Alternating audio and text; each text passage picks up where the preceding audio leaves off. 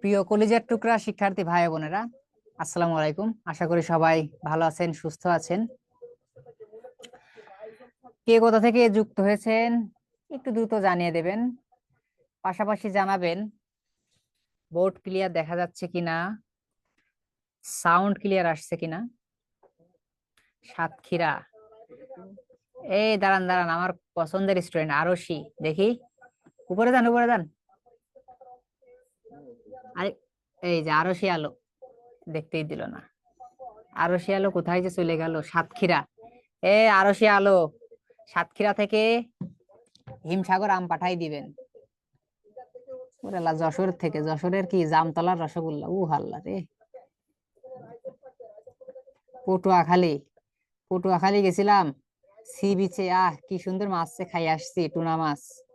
কক্সবাজারে যাই এরকম ভালো পাইনি। চট্টগ্রাম, এই চট্টগ্রামে যাওয়া লাগবে মেজবান খাওয়ার জন্য। শেরপুরের দই মিষ্টি খুব ভালো, ওইখানেও যাওয়া লাগবে। নাটোর থেকে বলছি, বইলে আর কি করলেন, কাঁচাগোল্লা তো পাঠালেন না। গোপালগঞ্জ, ওরে আল্লাহ, যাওয়া যাবে না, ভয়ঙ্কর এরিয়া। এই দাঁড়ান, কিটা অ্যাড্রেস আইছে, দেখি অ্যাড্রেস দেন, অ্যাড্রেস দেন। ওই যে টাঙ্গাইল, আরে মিয়া কই যে নিয়ে চলে যাই। আরশি আলো স্যার, অ্যাড্রেস দেন, পাঠাই দিচ্ছি। দাঁড়ান, আপনি আমারে ফ্রেন্ড রিকোয়েস্ট পাঠাবেন, ঠিক আছে? আপনার মতো লোকই তো দরকার। যশোর থেকে, সজল দাস, জামতলার থেকে রসগোল্লা পাঠাবেন, ঠিক আছে?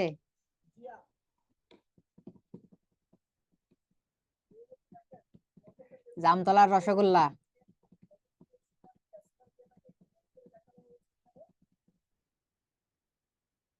ঢাকা মোহাম্মদপুর থেকে, মোহাম্মদপুর থেকে আর কি পাঠাবেন? খুলনা থেকে, খুলনা থেকে আর কি পাঠাইতে বলবো? খুলনার বিখ্যাত কি আছে? ও, আরে, খাই এসেও ভুলে গেলাম। চুই ঝাল, আব্বাসের, আব্বাসেরটা এখনো তো নাম করা না, এখন অবশ্য নাম করা হচ্ছে। আর একটা আব্বাসের পাশে জিরো পয়েন্ট একটা বড় একটা দোকান হয়েছে, ওইখান থেকে খেয়েছিলাম, বাট মনে পড়ছে না। আচ্ছা, আমরা 2-1 মিনিট সময় নিই একটু, হ্যাঁ, যাতে আর 2-1 জন একটু জয়েন করে, আর 2-1 জন যাতে একটু জয়েন করে। সৈয়দপুর, ঢাকার হাজির বিরিয়ানি। কে খাওয়াবে রে ভাই হাজির বিরিয়ানি? হাজির বিরিয়ানি মোরে মোরে, আসল কোনটা নকল কোনটা জানে কে? সবাই আসল, দুনিয়ায় সবাই আসল, আমি শুধু ভেজাল, ঠিক আছে? হাজির বিরিয়ানি লাখ লাখ, এমনকি আমার কুষ্টিয়াতেও হাজির বিরিয়ানি, নান্না বিরিয়ানি। না, আব্বাস হোটেলের জৌলুস এখন কমে গেছে, ঠিক আছে? এখন আর আব্বাস হোটেলের সেই অন্ত যৌবনা বিষয় আর নেই। আশ্চর্য কথা, এনটিআরসি এর এক্সাম কবে হতে পারে? এসব আবার কি কথা? ভাই, আপনি কোথা থেকে আসলেন? আপনি কোথা থেকে আসলেন ভাই? বুঝলাম না। পরীক্ষা তো ডেট দিয়ে দিছে আরো অনেক আগে, 12-13 তারিখে জুলাই মাসের। কি কথা শুনাইলেন আপনি যে কবে হইতে পারে? বরিশাল, আতিক, বরিশালের তার কি পাঠাবেন? বরিশালে গৌর নদীর অবশ্য দই খুব ভালো, টিভিতে দেখছিলাম।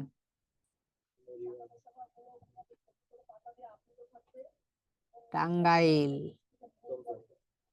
পোড়াবাড়ির চমচম। কুমিল্লা, সুরভি, কুমিল্লার রসমালাই। কেউ পাঠাইতে চাচ্ছে না, খালি খালি চাই, আর কি করব? কেউ তো বলবে যে স্যার পাঠাবো, কেউ বলছে না। হ্যাঁ, ক্লাস শুরু করে দিই, কেউ ভালোবাসে না। এই যে টিচিং, হ্যাঁ আপনি বলেছেন আরশি, সে তো আমি চাওয়ার পরে বলেছেন, চাওয়ার আগে কেউ বলেছেন? তাও আপনি একটু বন্ধের ভালো, সেটা হচ্ছে আপনি তাও দিতে চাইছেন। আপনি তো তাও অ্যাড্রেস চাইছেন যে স্যার অ্যাড্রেস বলেন, দিয়ে দেব। অন্য কেউ তাও বলেনি, ঠিক আছে?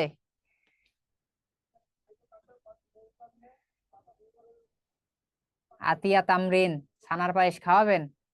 কবে যে খাওয়াবেন? ওই দেখো, সবাই বলছে যে স্যার এই জায়গা আসেন খাওয়াবো, এই জায়গা আসেন খাওয়াবো, সবাই ভালোই জানে। যে স্যার এই জায়গা যাইতেও পারবে না, আর এই যে টাকা খরচ করে খাওয়ানোও লাগবে না। হ্যাঁ, সবাই জানে, কিন্তু খুব ভালো জানে যে স্যার কি এই জায়গা যাইতে পারবে না, জানে। আর স্যারের খাওয়ানোর মতো প্যারাও প্যারাও নিয়ে নেই, ঠিক আছে। এই কারণে মিরপুর থেকে জাম পাঠাবেন।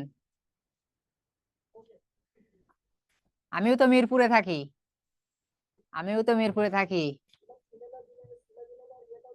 অ্যাড্রেসটা দেন, দেখবেন আমরা সবাই খাওয়াবো। স্যার রিটেনে টিকলে আপনার সাথে দেখা করবো ইনশাল্লাহ। আপনাদের নিয়ে তো আমার সুদূর প্রসারী পরিকল্পনা, 2-3 ব্যাচে ঘোষণা করে দিছি, ঠিক আছে। সেটা হচ্ছে ওই যে বলেছিলাম যে আপনাদের সাথে আপনাদের সাথে কি এই যে গ্রুপ শেষেও, ক্লাস শেষেও আপনাদের সাথে কানেক্টিভিটি বজায় রাখবো, আপনাদের সাথে কি ফ্রেন্ডশিপ রাখবো ইনশাল্লাহ, ফেসবুকের মাধ্যমে, মেসেঞ্জারের মাধ্যমে। এবং চেষ্টা করব আপনাদের কোনো কাজে আসা যায় নাকি, কোনো টিপস দেওয়া যায় নাকি, হেল্প করা যায় নাকি, ঠিক আছে। তারপর আপনাদের যখন রিটেন পরীক্ষা হয়ে যাবে, ইনশাল্লাহ ভাইবা পরীক্ষা হয়ে যাবে, আপনাদের সাথে একটা লং ট্যুর দিব, যে আপনাদের আমরা যারা 4 ব্যাচের স্টুডেন্ট আছি, প্রথম ব্যাচ, দ্বিতীয় ব্যাচ, তৃতীয় ব্যাচ এবং ক্রাশ ব্যাচ, এই 4 ব্যাচের স্টুডেন্ট মিলে সবাইকে আহ্বান জানানো হবে ট্যুরের। সাজেক, বান্দরবান, রাঙামাটি, বাংলাদেশের যে অপরূপ সৌন্দর্য লীলাভূমি যেগুলো আছে, সেইগুলা নিয়ে কি করব, একটা ট্যুর হবে। কত স্বপ্ন, ক্যাম্প ফায়ার হবে। এই গিটার বাজাইতে পারেন কে? গিটার আছে কার? গিটার নিয়ে গিটার ধরবেন, আমি গান গাবো, ঠিক আছে। কত প্ল্যান। আহারে, এইসব প্ল্যান যদি ভেঙে যায় কি খারাপটাই না লাগবে। আল্লাহ যেন বাঁচায় রাখে এই দিন দেখার জন্য, যে আমার স্টুডেন্টরা ভাইবা বোর্ড থেকে হাসি মুখে বেরোচ্ছে। ভাইবা ইনশাল্লাহ শীতের আগেই শেষ হয়ে যাবে ভাইবা ইনশাল্লাহ। এবং এবার ভাইবা খুব তাড়াতাড়ি হবে, এবার ভাইবা খুব তাড়াতাড়ি হবে। এবং আমরা শীতের পরেই প্ল্যান করব, মানে শীতের মধ্যে প্ল্যান করব, সাজেক যাব। সাজেকে যে রাস্তার ডান পাশে রিসোর্টে থাকবো সবাই, জানলা দিয়ে মেঘ আসবে, উফ কি মজা, কি থ্রিলিং। আরে দোয়া তো সব সময় করি, এখনো করছি। আল্লাহ যারা যোগ্য, যারা পরিশ্রমী, তাদের যেন চাকরি হয়ে যায় এনটিআরসি তে, তারা যেন লেকচারার হয়। এবং সমাজে শিক্ষকদের দাম কমে গেছে বর্তমানে, তারপরে অন্যান্য পেশা থেকে শিক্ষকদের দাম বেশি। দেখেন না, আমার মতো একটা চুটকে লাদা পোলারে আপনারা কি ভালোবাসা দেন, তাহলে কি শিক্ষকের সম্মান কম? অনেক বেশি।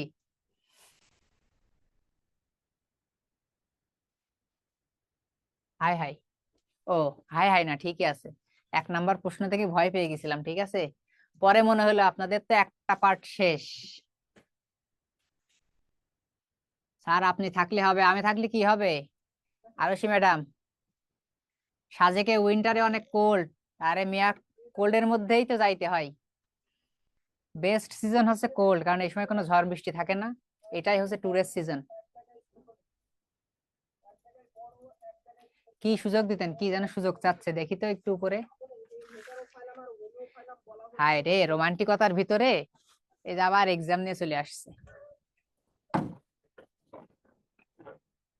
রোমান্টিকতার ভিতরে আবার এক্সাম নিয়ে চলে আসছে জান্নাতুল ফেরদৌস। এক্সাম ভাই নিব, ঠিক আছে। প্রতিশ্রুতি অনুযায়ী যা যা প্রতিশ্রুতি করা হয়েছে সবই নেওয়া হবে। কিন্তু বিষয় হচ্ছে যে আপনাদের সময়টা কম, সেই কারণে ট্রাই করছি যে, আচ্ছা দাঁড়ান আনমিউট করে দিচ্ছে আপনাকে, দেখি কি বলতে চান। কিন্তু বিষয়টা হচ্ছে আপনাদের শেষ করাটা আগে ইম্পর্টেন্ট। আপনার যদি কোর্স ম্যাটেরিয়াল গুলো আগে শেষ করে দিই, তখন বাসায় কিন্তু ভালো করে পড়তে পারবেন। পরীক্ষা তো এক্সামের আগে, এক্সামের আগেও 5-7 দিনের ভিতরে নিয়ে নিতে পারবো, 5-7 দিনের ভিতরে 4-5টা পরীক্ষা নিয়ে নিতে পারবো, সেটা তো বিষয় না। কিন্তু সময় নষ্ট করে এখন এক্সাম নেওয়ার থেকে আপনাদের কোর্স ডিটেলস গুলো আগে, কোর্স ম্যাটেরিয়ালস গুলো যদি আগে শেষ করি, তাহলে আপনাদের জন্যই বেশি উপকার, ঠিক আছে। যারা 1 নম্বর 2 নম্বর ব্যাচ ছিল, তাদের কিন্তু পরীক্ষা মাঝে মাঝে হয়ে গেছে, কারণ ওরা অনেক আগে ভর্তি হয়েছে। ওরা প্রিলি পরীক্ষা দেওয়ার পরেই কিন্তু ভর্তি হয়েছে। সেই কারণে আপনাদের আহ যেহেতু আমি কিন্তু অভিজ্ঞ কোনো টিচার না, ঠিক আছে, আমি অভিজ্ঞ কোনো শিক্ষক না। আমার জাস্ট এনটিআরসি এর কিছু অভিজ্ঞতা আছে, সুইটস কিছু মেমোরি আছে, এবং এনটিআরসি এর পথঘাট সম্পর্কে আমার ভালো মতো জানা আছে। এই কারণে আপনাদের সামনে এসে দাঁড়াইছি, ঠিক আছে। সো যদি এই অভিজ্ঞতাটা কাজে লাগাইতে চান, আমি যেভাবে পড়াচ্ছি একটু ফলো করেন, ঠিক আছে। আপনাদের এক্সাম টেক্সাম সবকিছুই আমার মাথায় আছে। আপনাদের নিয়ে আমি কোনোভাবেই উদাসীন না, শুধু আপনারা না, কোনো ব্যাচ নিয়ে আমি উদাসীন না। আপনাদের জন্যই কি দিনরাত পরিশ্রম। আজকে কি বার ভাই? আজকে বৃহস্পতিবার, মঙ্গলবারে টানা 7 ঘন্টা উইথাউট ব্রেক দাঁড়িয়ে ক্লাস নিয়েছি আপনাদের। আপনাদেরও সেদিন ক্লাস ছিল। কালকে সরি মঙ্গলবার না, সোমবারে না, না সরি মঙ্গলবারে, ঠিক আছে, মঙ্গলবারে 7 ঘন্টা ক্লাস নিয়েছি, বুধবারে 5 ঘন্টা টানা ক্লাস নিয়েছি, আজকে আবার 7 ঘন্টা ক্লাস টানা। আপনারাই শেষ ব্যাচ আজকের ক্লাসে। হ্যাঁ, সিলেবাস কমপ্লিট না হলে এক্সাম দিয়ে কি হবে, ঠিক আছে, সে কারণে সিলেবাস কমপ্লিটটা আগে ইম্পর্টেন্ট। সিলেবাসটা আগে কমপ্লিট করে নি, ঠিক আছে, এক্সাম নিব ভাই, বেঁচে থাকলে নিব, মারা গেলে তো নিতে পারবো না। আচ্ছা, কে যেন আনমিউট করতে বলছিলেন, আসলে নাম নেই তো, এই জন্যই সবাইকে বলি যে সবাই একটা নাম সেট করবেন। কি 980 মডেল ছিল, কোন সেটের নামও ছিল না। যে কথা বলতে চেয়েছেন ভাই দ্রুত, আমরা ক্লাস শুরু করব, কারণ আরেকটু পরে আজান দিবে। এই যে 9, হাই রে আল্লাহ, 929231, এই ভাইটি একটু দেখেন খুঁজে পাওয়া যায় নাকি। এই ভাই হ্যান্ড রেইজ করেন, তাহলে স্ক্রিনে আগে দেখা যাবে। ভাই না বোন আল্লাহ মাবুদ জানে। 929231, আমাকে দেখতে অনেক সুন্দর লাগছে, কি বলেন? অবশ্যই গ্রামারের যে পার্ট আছে অবশ্যই করাবো, গ্রামার কেন সব পার্টই করাবো। খুঁজে পাওয়া গেছে 929231, নয়ন বন্ড।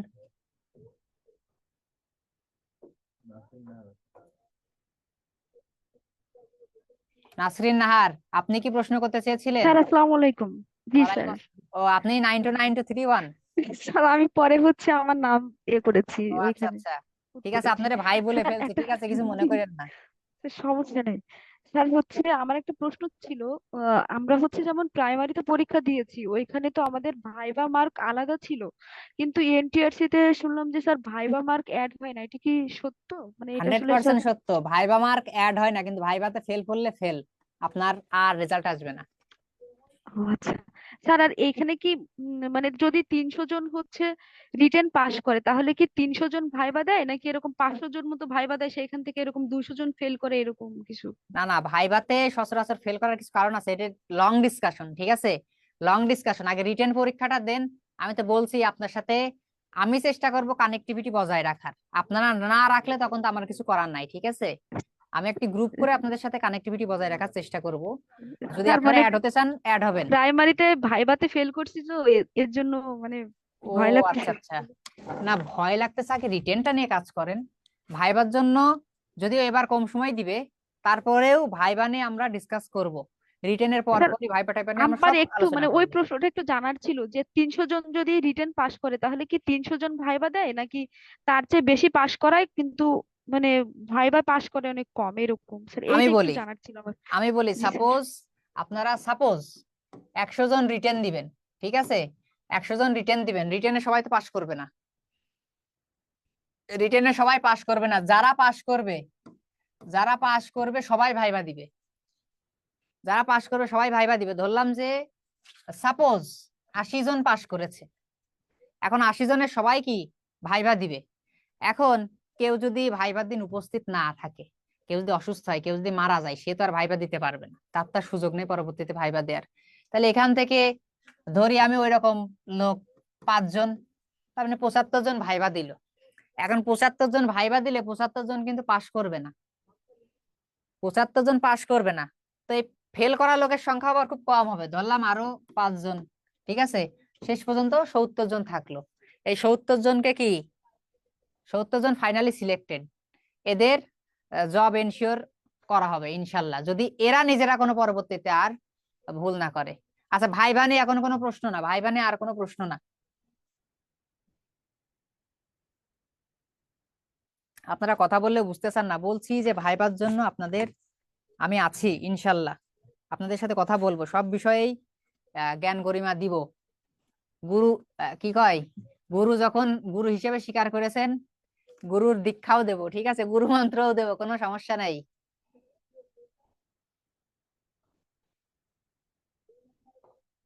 হ্যাঁ, আগে রিটেন পাস করেন। আচ্ছা, তাহলে শুরু করি।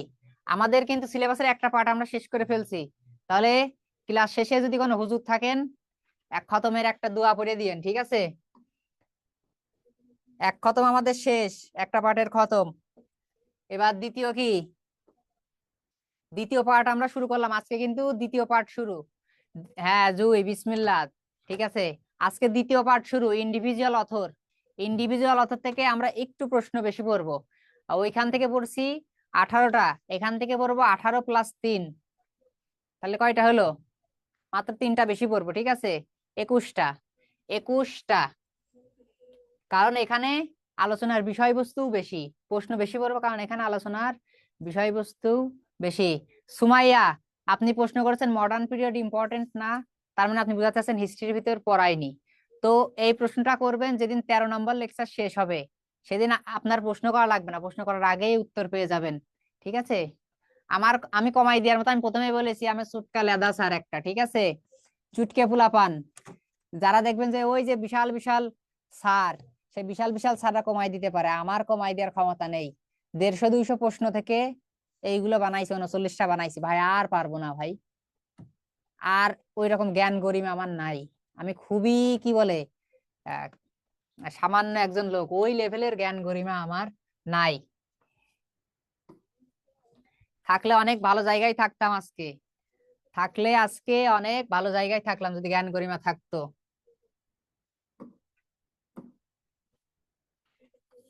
ফরিদপুরে টাইমস ইউনিভার্সিটি থেকে অফার পাইছিলাম, জয়েন করিনি। টাইমস ইউনিভার্সিটি থেকে লেকচারারের অফার পেয়েছিলাম, জয়েন করিনি।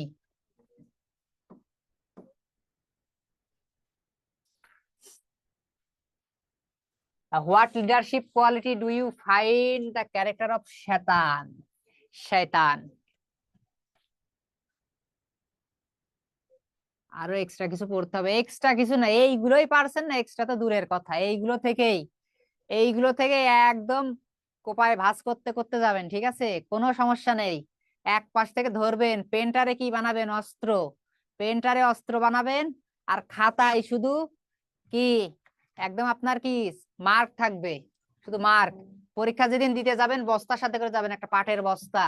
পরীক্ষা দিয়ে পাটের বস্তায় নাম্বার ভরে তারপরে বাসায় ফিরবেন। তাহলে শুরু করি। প্রশ্ন একটাই, character of Saturn. Character of Saturn. তাইলে আমরা দেখি ক্যারেক্টার অফ স্যাটার্ন, যত কথাই থাকুক এখানে 3টা প্রশ্নে একই কথা। ক্যারেক্টার অফ স্যাটার্ন বা স্যাটার্নের লিডারশিপ। স্যাটার্নের লিডারশিপ। আচ্ছা, আমরা দেখি। আর একটা মেইন বিষয় হচ্ছে যে এই যে এপিক গুলা, ম্যাক্সিমাম এপিক গুলাতে দেখবেন যে যারা কি আছেন, নেগেটিভ ক্যারেক্টার যারা আছেন, যাদেরকে আমরা অ্যাজ ইউজুয়াল নেগেটিভ ক্যারেক্টার হিসেবে চিনি, তারা কিন্তু কি তাদেরকে এপিকে হিরো হিসেবে দেখানো হয়, পজিটিভ ক্যারেক্টার হিসেবে দেখানো হয়। যেমন এই যে প্যারাডাইস লস্টের স্যাটার্ন, তারপরে আপনার মহাভারত তো না, সরি, মেঘনাদ বধ কাব্যে, মেঘনাদ বধ কাব্যে হিরো হচ্ছে, আমরা জানি সারা জীবন রাবণ ভিলেন, কিন্তু মেঘনাদ বধ কাব্যে রাবণ হিরো। এরকম দেখবেন। তাইলে introduction. In Milton's Paradise Lost, Saturn's leadership is a complex and compelling aspect of the narrative। অর্থাৎ এই যে টোটাল যে ডিসকাশন মিল্টনের প্যারাডাইস লস্টের মধ্যে স্যাটার্নের যে লিডারশিপ, সেটা কি, সেটা খুব বেশি কমপ্লেক্স এবং কম্পেলিং, আকর্ষক। ঠিক আছে, এই ডিসকাশনের সবচেয়ে কমপ্লেক্স এবং মানে জটিল এবং আকর্ষক যে দিক, মনোমুগ্ধকর যে দিক, সেটাই হচ্ছে এই স্যাটার্নের leadership. Initially he serves as an archangel Lucifer. Archangel কি, যেমন মুসলমানরা প্রসিদ্ধ যে 4টা কি বলে, মুসলমানদের প্রসিদ্ধ 4জন যে ফেরেশতা আছেন, ঠিক আছে, ফেরেশতা আছেন, এই 4জনকে হচ্ছে যেমন সর্বশ্রেষ্ঠ। ফেরেশতা তো অনেক আছেন, কিন্তু প্রসিদ্ধ তো 4জন আছেন, এদেরকে সর্বশ্রেষ্ঠ বলা হয়। তারপরে হিন্দুদের, হিন্দু ধর্মাবলম্বী ভাই বোনদের 33 কোটি যে দেব দেবীর কথা বলা হয়, এখানে 33 কোটি বলতে কোটি কিন্তু সংখ্যা না, অনেকেই কিন্তু আমরা এটা নিয়ে স্যাটায়ার করি, এমনকি হিন্দু ভাই বোনেরাও, ঠিক আছে, স্যাটায়ার করি। 33 কোটি মানে কোটিটা কিন্তু এখানে সংখ্যা না, কোটি বলতে এখানে বোঝানো হচ্ছে উচ্চ ক্ষমতা সম্পন্ন, মানে 33 জন, ঠিক আছে, 33 কোটি দেব দেবতা। এই যে উচ্চ শ্রেণীর যে 33 জন দেব দেবতা, তারপরে এই দুইটাই তো জানি। আর খ্রিস্টানদের কি দেব দেবতা আছে কিনা জানি না। তো এই যে যারা প্রসিদ্ধ দেব দেবতা, ঠিক আছে, তাদেরকে আর্কএঞ্জেল বলা হয়, মানে বোঝানো হয় যে আর্কএঞ্জেল মানে সর্বশ্রেষ্ঠ দেব বা দেবী। তো এই যে লুসিফারের কথা বলা হচ্ছে, আপনারা জানেন যে প্যারাডাইস লস্ট কি কাহিনী নিয়ে। তো এই যে লুসিফার, এই শয়তান, ঠিক আছে, এও তো কি ছিলেন, উচ্চ শ্রেণীর একজন ফেরেশতা ছিলেন বা অ্যাঞ্জেল ছিলেন বা দেবতা ছিলেন, যেটাই বলি। এ কি হয়, এর অহংকার বা দাম্ভিকতার কারণে শয়তানে পরিণত হয় সৃষ্টিকর্তার অভিশাপে। তো বলছে ইনিশিয়ালি হি অর্থাৎ স্যাটান সার্ভস অ্যাজ দা আর্কঅ্যাঞ্জেল লুসিফার, এবং তার নাম কিন্তু Lucifer, a figure of immense beauty and power. অর্থাৎ লুসিফারের বর্ণনা এখানে আসছে যে ফিগার অফ ইমেন্স বিউটি, সৌন্দর্য এবং ক্ষমতার প্রতীক, who rebel against God and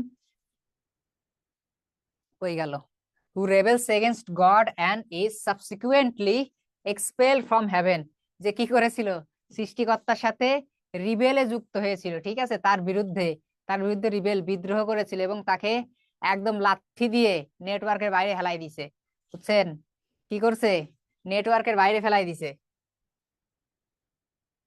backdated, Bluetooth বয় না, সেই কারণে তারে কি করছে, এই যে ফেলাই দিছে, এক্সপেল করছে হেভেন থেকে।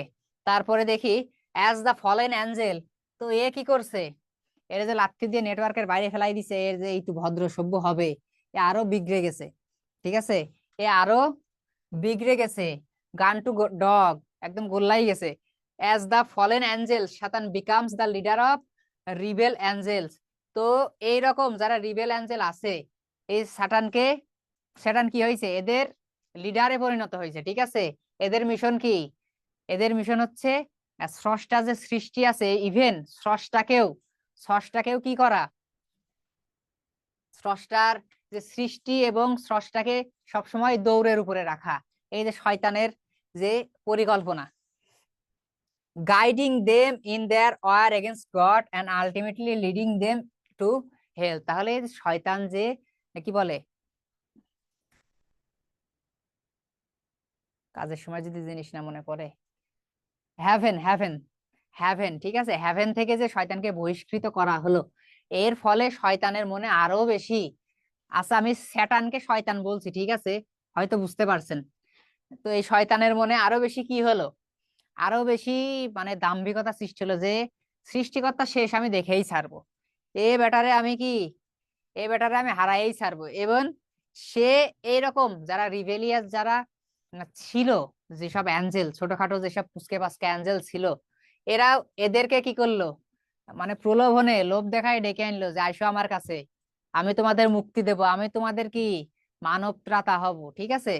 এদেরকে ডেকে নিয়ে এদেরকে মাথায় সুন্দর করে হাত বুলায়ে কি কৌশলে কাজ উদ্ধার করতে এদের দিয়ে, কি কাজ, guiding them into guiding them in their war against God, এদেরকে নিয়ে এমন ভাবে ফুসলাইতো, ঠিক আছে, প্ররোচনা দিত যে গডের এগেইনস্টে এদের যুদ্ধ করতে হবে, গডের বিপরীতে সবসময় থাকবে, এরকম এদেরকে মেন্টালিটি তৈরি করে দিয়েছিল, ঠিক আছে।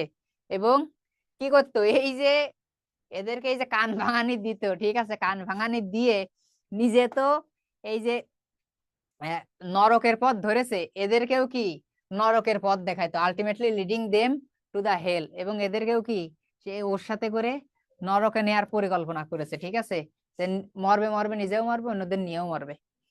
Satan possesses a lot of leadership qualities, এবং স্যাটানের মধ্যে এই যে স্যাটান যে এদের লিডার হলো, লিডার কি কেউ এমনি এমনি হয়, লিডারশিপে যদি কোয়ালিটি না থাকে, মানুষ এমনি এমনি মানে মানুষকে, আমি যে আপনাদের 10টা কথা বলবো, আমার ভিতরে যদি কোয়ালিটি না থাকে, আপনারা কখনো আমার কথা শুনবেন না। আপনারা কাউকে গাইড করবেন, আপনাদের ভিতরে যদি সেই গাইডিং ম্যাটেরিয়ালস না থাকে, কেউ কিন্তু আপনার কথা কখনো শুনবে না, ঠিক আছে। তো স্যাটানের মধ্যে কি ছিল, লিডারশিপের অনেক কিছু ছিল, যেহেতু সে প্রসিদ্ধ একজন কি ছিল, আর্কঅ্যাঞ্জেল ছিল, তো তার মধ্যে তো থাকতেই হবে। তো ভাগ্য গুণে তার নিজের দোষে, স্বীয় দোষে সে কি এই যে শয়তানে পরিণত হয়েছে, ঠিক আছে। স্যাটানস লিডারশিপ কোয়ালিটি আর মাল্টিফেসেটেড, চিন্তা করেন, শয়তান কি বহুমুখী প্রতিভার অধিকারী, versatile, he possesses charisma, eloquence and strategic intelligence which enable him to rally his followers and inspire them to defy divine authority, অর্থাৎ শয়তানের মধ্যে যে অনেকগুলো কি বলা হচ্ছে বহুমাত্রিক প্রতিভা, তার মধ্যে একটা ছিল কি ক্যারিজমা। ক্যারিজমা অনন্য প্রতিভাকে বোঝানো হয়, ঠিক আছে। ইলোকুয়েন্সি, ইলোকুয়েন্সি হচ্ছে খুব ভালো বক্তৃতা দেওয়ার যার ক্ষমতা থাকে, বাগ্মিতা থাকে, ঠিক আছে, যে খুব ভালো বলতে পারেন, ওরেটর। অ্যান্ড স্ট্র্যাটেজিক ইন্টেলিজেন্স, অর্থাৎ কৌশলগত তার ভিতরে কিউ ছিল, বুদ্ধিমত্তাও ছিল, কোন পরিবেশে কি বলে হ্যান্ডেল করতে হয়, ঠিক আছে, এটা তার খুব ভালো ছিল। Which enable him to rally, অর্থাৎ যেটা তার ফলোয়ারকে, অর্থাৎ যে অন্যান্য রিবেল অ্যাঞ্জেল ছিল তাদেরকে কি করছিল, ধরে রাখতে, তাদেরকে ধরে রাখতে তাকে কি সাহায্য করতো তার এই গুণগুলো। And inspire them to defy divine authority, এবং আরো কি করতো, ওই যে অ্যাঞ্জেল, রিবেলিয়াস যারা অ্যাঞ্জেল আছে তাদেরকে ইন্সপায়ার করতো যে এই যে ডিভাইন অথরিটি, ডিভাইন অথরিটি বলতে এখানে গডকে বোঝানো হচ্ছে, যে গডের কি, গডের পেছনে লাগো, সারা জীবন কি গডের পেছনে লাগো। Despite his rebellion against god, অর্থাৎ এই যে সৃষ্টিকর্তার সাথে, হ্যাঁ, সৃষ্টিকর্তার সাথে তাদের রিবেলিয়নের সত্ত্বেও Satan is depicted as formidable and commanding figure, অর্থাৎ গডের সাথে এই যে তার যে রিবেলিয়ন, এই রিবেলিয়নের সত্ত্বেও স্যাটানকে কি হিসেবে দেখানো হয়েছে, আ ফর্মিডেবল অ্যান্ড কমান্ডিং ফিগার, অদম্য একজন ফিগার, ঠিক আছে, অদম্য এবং একজন কমান্ডিং নেতৃস্থানীয় একজন ফিগার হিসেবে দেখানো হয়েছে। Capable of instilling, capable of instilling loyalty and confidence in his followers. He addresses to he addresses his followers as, অর্থাৎ তাকে এই যে কমান্ডিং ফিগার বা ফর্মিডেবল একজন ফিগার হিসেবে দেখানো হচ্ছে, তার ভিতরে কি গুণ ছিল, সে কি সক্ষম ছিল কি ইনস্টিলিং, ঠিক আছে, ইনস্টিলিং অর্থাৎ ইনসার্ট করা, ইনস্টিলিং হচ্ছে কারোর মধ্যে বা আহ, হ্যাঁ কারোর মধ্যে হচ্ছে আস্তে আস্তে দৃঢ় বিশ্বাসকে গেঁথে দেয়া, এটাই হচ্ছে ইনস্টিল। তো তার ক্ষমতা কি ছিল, সে যে ভালো একজন বাগ্মী ছিলেন, সে ভালো একজন আহ তার মধ্যে কি ছিল, স্ট্র্যাটেজিক ইন্টেলিজেন্স ছিল, এই সব অস্ত্র দ্বারা, কারণ সে তো একজন ক্যাপাবল পার্সন ছিলেন, অবশ্যই সে একজন কি গুণী লোক ছিলেন, মানে গুণী দেবতা ছিলেন, ঠিক আছে, এই কারণেই কিন্তু এই গুণগুলো তার মধ্যে ছিল, এমনি এমনি তো আর আর্কঅ্যাঞ্জেল হয়নি। সো সে কিন্তু তার অন্যান্য যারা তার সাঙ্গ পাঙ্গ আছে তাদেরকে ভিতরে বিশ্বাস গেঁথে দিয়েছিল যে সৃষ্টিকর্তা যাই করো, সৃষ্টিকর্তা এবং স্রষ্টার যে কি বলে স্রষ্টা যারা সৃষ্টি যারা আছে তাদের পিছনে 24 আওয়ার লেগে থাকো। এবং এই বিশ্বাস, এই বিশ্বাস তাদেরকে কি লয়ালটি এবং কনফিডেন্স দিয়েছিল, ঠিক আছে, capable of instilling loyalty and confidence in his followers. এইগুলো কি, এই যে তার যে মন্ত্রণা, এই মন্ত্রণাগুলো তার যে বিশ্বাস, এই তার কি বলে তার এই যে রিবেলিয়াস যে গোষ্ঠী ছিল তাদের প্রতি তার বিশ্বাস অর্জন সহায়তা করেছিল, প্রচুর মাত্রায় সহায়তা করেছিল, যে না আমার লিডার কাজ হবেই, আমার লিডার করতে পারে এই কাজ, লিডার বলেছে তার মানে সে পারবে, ঠিক আছে, এরকম একটা তৃণমূল ধারণা তাদের মধ্যে ছিল, রিবেলিয়াসদের মধ্যে। এবং আমরা একটা কোটেশন দেখি, যেটা সে তার কি বলে ফলোয়ারদের উদ্দেশ্যে দিচ্ছে, O myriad of immortal spirits O power matchless but with the Almighty. Myriad বলতে বোঝায় অগণিত, অসংখ্য, ঠিক আছে, বলছে ও মিরিয়াড ইমর্টালস স্পিরিট। মিরিয়াড এই কারণে বলছে কারণ এই যে তার রিবেলিয়াস গোষ্ঠী, রিবেলিয়াস গোষ্ঠী মানে দেবতা যারা, রিবেলিয়াস যারা দেবতা, এদের সংখ্যাও নেহায়েত কম নয়, কিন্তু এদের কাছেও তো কম বেশি পাওয়ার আছে, ঠিক না, সৃষ্টিকর্তার থেকে কম, কিন্তু এদের কাছেও তো কম বেশি পাওয়ার আছে, এই যে অগণিত পাওয়ার তাদের কাছে, ঠিক আছে, বলছে ও মিরিয়াড অফ ইমর্টাল স্পিরিটস। আর যারা কি, যারা কিনা দেবতা, হোক সেটা কি বলে বিদ্রোহী বা হোক সেটা আহ, সৃষ্টিকর্তার অনুগত, তাদের মধ্যে কি ইমর্টাল, দেবতারা তো ইমর্টাল, তাই তো, তাদের মধ্যে ইমর্টাল একটা স্পিরিট আছে, এই যে অগণিত পাওয়ার তাদের মধ্যে, তারপরেও কি ম্যাচলেস, ও পাওয়ার ম্যাচলেস, তার মানে কি বাট উইথ দ্য অলমাইটি, সৃষ্টিকর্তার কাছে, মানে তাদের এই যে এত পাওয়ার, সে তার ফলোয়ারদের উদ্দেশ্যে বলতেছে তাদের এত পাওয়ার, কিন্তু সৃষ্টিকর্তার কাছে এটা কি ম্যাচলেস, ঠিক আছে, সৃষ্টিকর্তার সাথে তারপরেও তারা পারছে না।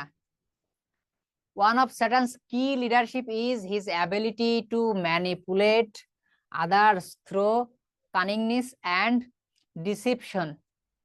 অর্থাৎ তার মধ্যে খুব ভালো পাওয়ার কি ছিল, ম্যানিপুলেট, ওই যে কি বলে স্ট্র্যাটেজিক ইন্টেলিজেন্স ছিল, এটার মাধ্যমে সে কি করতো, মানুষকে সহজেই ম্যানিপুলেট করতে পারতো। ম্যানিপুলেট করা কি, নিজের কাজে ব্যবহার করা, মাথায় হাত বুলায়ে তেমন এই কাজটা করতো তোর এটা দিবানে, ঠিক আছে, এই যে হাত বুলায়ে, মাথায় হাত বুলায়ে কৌশলে কাজ উদ্ধার করা, মানে স্বীয় কাজে লাগানো, অন্যদিকে ডাইভার্ট করা মাইন্ড, এইগুলোই হচ্ছে ম্যানিপুলেট করা, ঠিক আছে।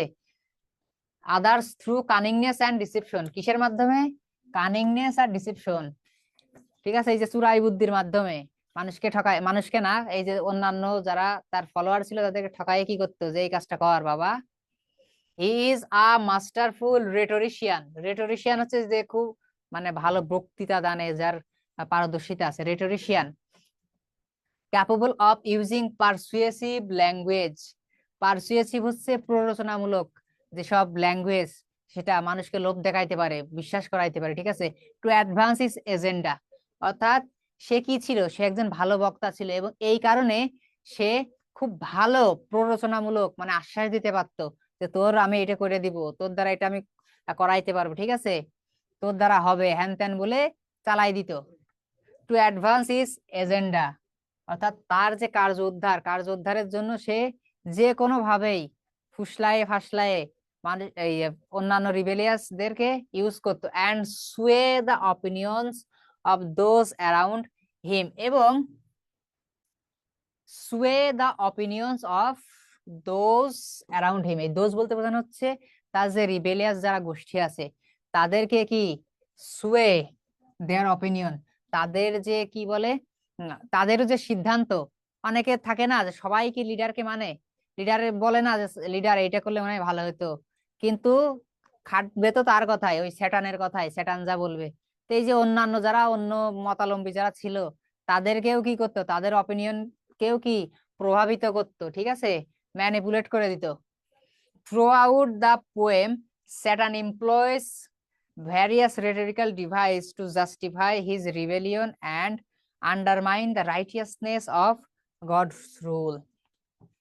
এই সমগ্র কবিতার মধ্যে দেখা যায় যে বিভিন্ন রেটোরিক্যাল ডিভাইস বা এই যে প্ররোচনামূলক উক্তি এইগুলো ব্যবহার করে ফুসলায় ফাসলায় কি করতেছে, জাস্টিফাই করতেছে, অর্থাৎ নিজের রিবেলিয়নদের নিজের জন্য কি সমর্থন যোগাচ্ছে। জাস্টিফাই মানে কি, যে আমি এই কাজটা ঠিক করছি, এর পক্ষে অনেকে সমর্থন দিচ্ছে, ঠিক আছে, যে সে যে ঠিক, তার রিবেলিয়াসদেরকে, তার রিবেলিয়ন যারা আছে, ঠিক আছে, তার কাছে যেসব রিবেলিয়াস গোষ্ঠী আছে তাদের কাছ থেকে সমর্থন লাভ করতো যে সে যা করতেছে তাই ঠিক, এবং চেষ্টা করতো কি আন্ডারমাইন, ধ্বংস করতে, দ্য রাইটিয়াসনেস বা নষ্ট করতে, the righteousness of God's rule, সৃষ্টিকর্তার যে ন্যায়পরায়ণরা, ঠিক আছে, সেটাকে ভেঙে চুরে খান খান করতে। Furthermore, Saturn demonstrate resilience and determination. Resilience and determination অনেকটাই এক, দৃঢ়তা, ঠিক আছে, দৃঢ়তা বোঝায় বা দৃঢ়তা সহনশীলতা কাছাকাছি। তাহলে শয়তানের মধ্যে কি পাওয়ার ছিল, অদম্য পাওয়ার ছিল, কিন্তু সহনশীলতা এবং দৃঢ়তার, in the face of adversity, অর্থাৎ তাল মিশ্রি ছুরি বা যাই বলি মুখে মধু অন্তরে বিষ, তো এই স্যাটানের ভিতরেও কিন্তু তাই ছিল, মুখে মধু দিয়ে কিন্তু অন্তরের ভিতর বিষ থাকতো, কার্যসিদ্ধি করতো। ডিসপাইট বিং কাস্ট ইনটু হেল, অর্থাৎ এই যে নরকে নরকে নিক্ষিপ্ত হওয়ার পরেও সে কি করতো, হি রিফিউজেস টু একসেপ্ট ডিফিট, মানে কতটা সহনশীলতা তার মধ্যে আছে, যে নরকে পতিত হয়েছে তারপরেও সে তার ডিফিট স্বীকার করতেছে না, তারপরেও সে তার ডিফিট স্বীকার তো করতেইছে না, বরঞ্চ সে কি করতেছে, instead রিজলভস to continue his struggle against god, এবং ওই যে নরকে সৃষ্টিকর্তা নরকের মধ্যে আছে ওইখান থেকেই তার বিরুদ্ধে প্লটিং করছে যে কি করে আবার স্ট্রাগল করা যায় সৃষ্টিকর্তার বিরুদ্ধে। This resilience inspires his followers and reinforce their commitment to the cause of rebellion, এবং ওইখান থেকেই কি সে মোটিভেট করছে, সে তো নিজেও গেছে, তার সঙ্গপাঙ্গরে নিয়েও গেছে, নিয়ে যেয়ে এখন কি করতেছে, এই যে নরকের আগুনে পুড়তেছে, তারপরেও কি ওইখানে সে প্লটিং করতেছে। তার এই যে দৃঢ়তা, এই যে সে ভেঙে চুরে খান খান হয়ে গেছে, তারপরেও দেখাচ্ছে না আমি ঠিক আছি, ঠিক আছে, আবার নতুন উদ্যমে চলো লাগে পড়ি, আমাদের কিচ্ছু হারানোর নেই, চলো নতুন উদ্যমে আবার সৃষ্টিকর্তারে পরাজিত করার জন্য কি লেগে পড়ি। এবং এই যে যা রিবেলিয়াস যারা ছিল তারাও তো তার সঙ্গেই ছিল, তাদেরও তো কমিটমেন্ট ছিল যে সৃষ্টিকর্তার প্রতি, হ্যাঁ, তাদের জীবনের একটাই লক্ষ্য যে সৃষ্টি এবং স্রষ্টা দুজনকেই কি সেই দেখে ছাড়বো, দুনিয়ায় রাজত্ব হবে শুধু কি আমাদের। তো এই যে নরকের মধ্যে বসেও তারা কি এই যে কি বলে স্যাটানের যে রেজিলিয়েন্স, এই রেজিলিয়েন্স দ্বারা তারা প্রভাবিত ছিল। Even in days in hell, অর্থাৎ নরকের মধ্যে সে তার হতবুদ্ধি অবস্থা, বিহ্বল অবস্থা, এই বিহ্বল অবস্থার মধ্যেও কতটা নার্ভ ঠিক থাকলে একটা মানুষ এই কথাগুলো বলতে পারে। মানুষ বারবার মানুষ চলে আসছে, ঠিক আছে, একজন শয়তান কথা বলতে পারে হি আটার্স লাইক আ গ্রেট লিডার, মানে নরকের মধ্যে তার যে বিহ্বল অবস্থা, হতবুদ্ধিকর অবস্থা, এই হতবুদ্ধিকর অবস্থায় সে একদম গ্রেট লিডারের মতো, লিডার তো এমনই হওয়া উচিত যে নিজের পিছনে আগুন লাগছে, দেখা দেখি নাই, এই সব ঠিক আছে, আগুনে আমি পুড়ে যাই, তোদের যেন কিছু না হয়, ঠিক আছে, সব ঠিক আছে, সব কুছ ঠিক হে, কোই সমস্যা নেই। তাইলে সে কি বলছে, what though what though the field be lost, all is not lost, the the unconquerable will, বলছে আমাদের এখানে হারানোর কিছু নাই, ঠিক আছে, আমাদের মানে কি বলে মোটিভেট দিচ্ছে যে আমাদের এখানে কি আছে, আমাদের এখানে হারানোর কি আছে, এইখানে আমাদের হারানোর কিছুই নাই, সবকিছুই আমাদের, আর যা হারিয়েছে সেটাই সব নয়, আমাদের থেকে সবকিছু হারায়নি, আমাদের যে অদম্য ইচ্ছা, ঠিক আছে, এই ইচ্ছাকে কেউ হারাইতে পারবে না, এটাই আমাদের বল, এই বলে সে কি করতেছে, সে সবাই রে মোটিভেট করছে।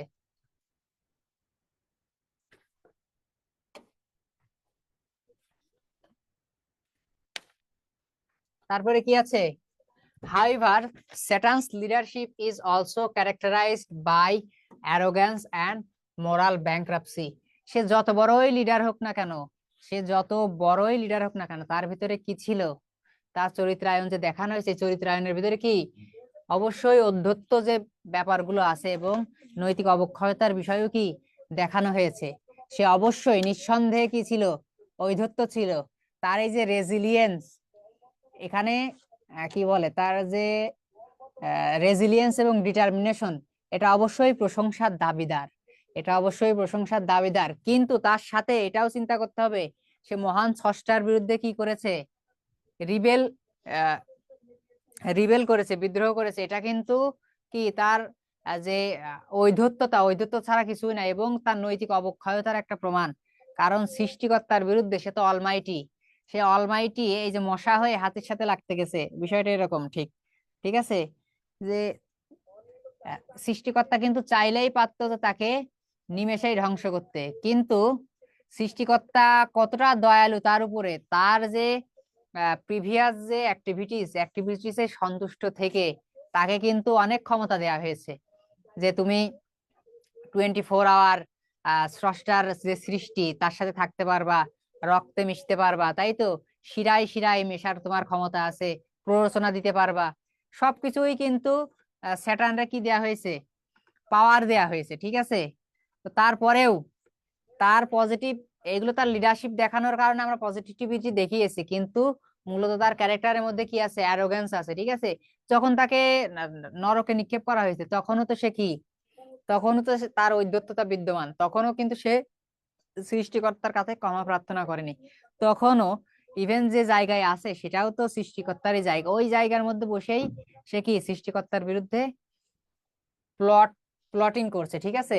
হি is driven by pride and desire for power, leading him to commit increasingly heinous act in pursuit of his goal, অর্থাৎ সে কিন্তু সবসময় কি তার এই যে অহংকার, অহংকার এবং তার এই যে ক্ষমতার প্রতি লোভ, এইগুলো দ্বারা সে সবসময় কি প্রভাবিত হয়, এবং এইগুলো দ্বারাই তার জীবন চালিত হয়, এবং এই জিনিসগুলো তাকে তার যে আহ, তার তো একটা গোল আছে, তার একটা উদ্দেশ্য আছে যে আমাকে সৃষ্টিকর্তাকে হারাইতে হবে।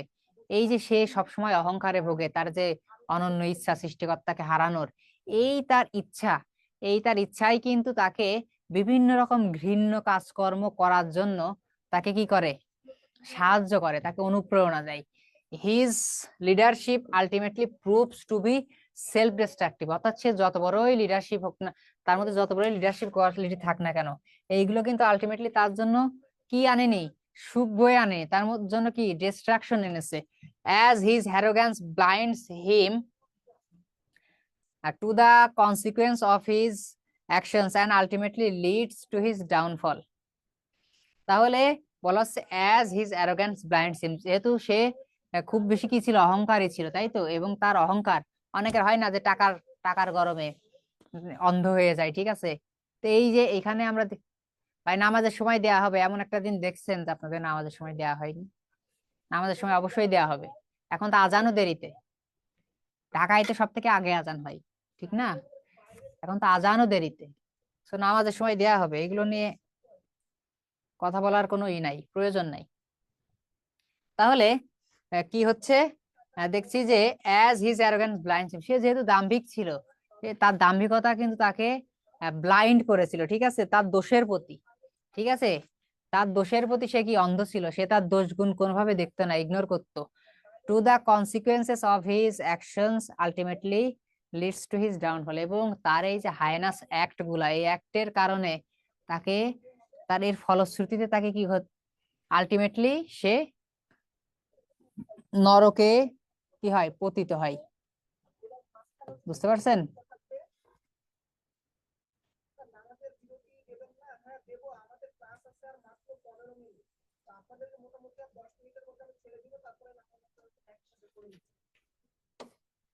তারপরে কি আছে, write a critical note on Swift's satire on English politics in the first two books Gulliver Travels।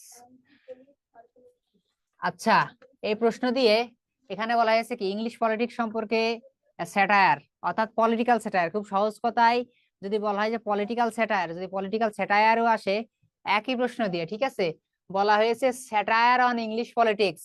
Satire on English politics তার মানে ঘুরাইয়ে যদি বলা হয়, মডারেট করে, যে পলিটিক্যাল স্যাটায়ার, যদি বলা হয় পলিটিক্যাল স্যাটায়ার, বিষয় কিন্তু একই। যে আমি এই দুইটা প্রশ্ন লিখে দিছি বলে যে দুইটা প্রশ্নই হবে, দুইটা প্রশ্নের বাইরে যদি একটু মডারেট করে দেয়, তখন না পারলে কিন্তু এ দুঃখ আর রাখার মতো থাকবে না। কারণ আপনারা বিবেক বুদ্ধিতে বুঝে একটু উত্তর করবেন। স্যার এরকম যে দুইটা খাস প্যাটার্ন দিয়ে দিছে, এই প্যাটার্নেই যে প্রশ্ন আসবে, বিষয়টা এরকম না। যা পড়াইছে এর মধ্যে থেকে ইনশাআল্লাহ কমন আসবে, কিন্তু কথা হচ্ছে মডারেশনের দায়িত্ব তো আর স্যার নিতে পারে না। কিভাবে মডারেশন করবে, ঠিক আছে, কিভাবে ঘুরাই পেঁচাই দিবে, এই যে যদি খুব সহজ করে দেয়, দিয়ে দিল পলিটিক্যাল স্যাটায়ার, ঠিক আছে, এই যে একটু ঘুরাইছে স্যাটায়ার অন ইংলিশ পলিটিক্স, যে না বুঝবে তার তো ধরা। আবার আরো কি করে ঘুরাইছে, the rational criticism of contemporary life, আরে ক্রিটিসিজম করছেই তো পলিটিক্স নিয়ে, তার মানে এটা পলিটিক্যাল স্যাটায়ার। তাইলে দেখেন কত করে পেঁচাইছে, হ্যাঁ।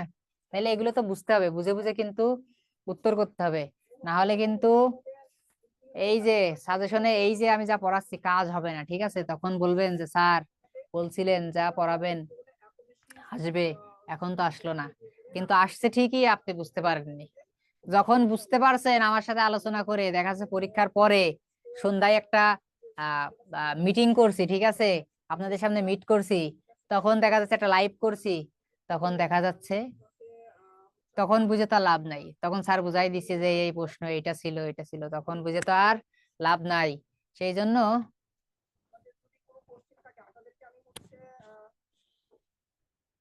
আচ্ছা, এ কথা বলবেই, নামাজের কথা বারবার তুলবেই অনেকে। এটা যদি আমি বলি যে নামাজের কথা কেউ না বলতে, কারণ নামাজের সময় তো আমি দিই, তারপরেও শুনবে না ভাই।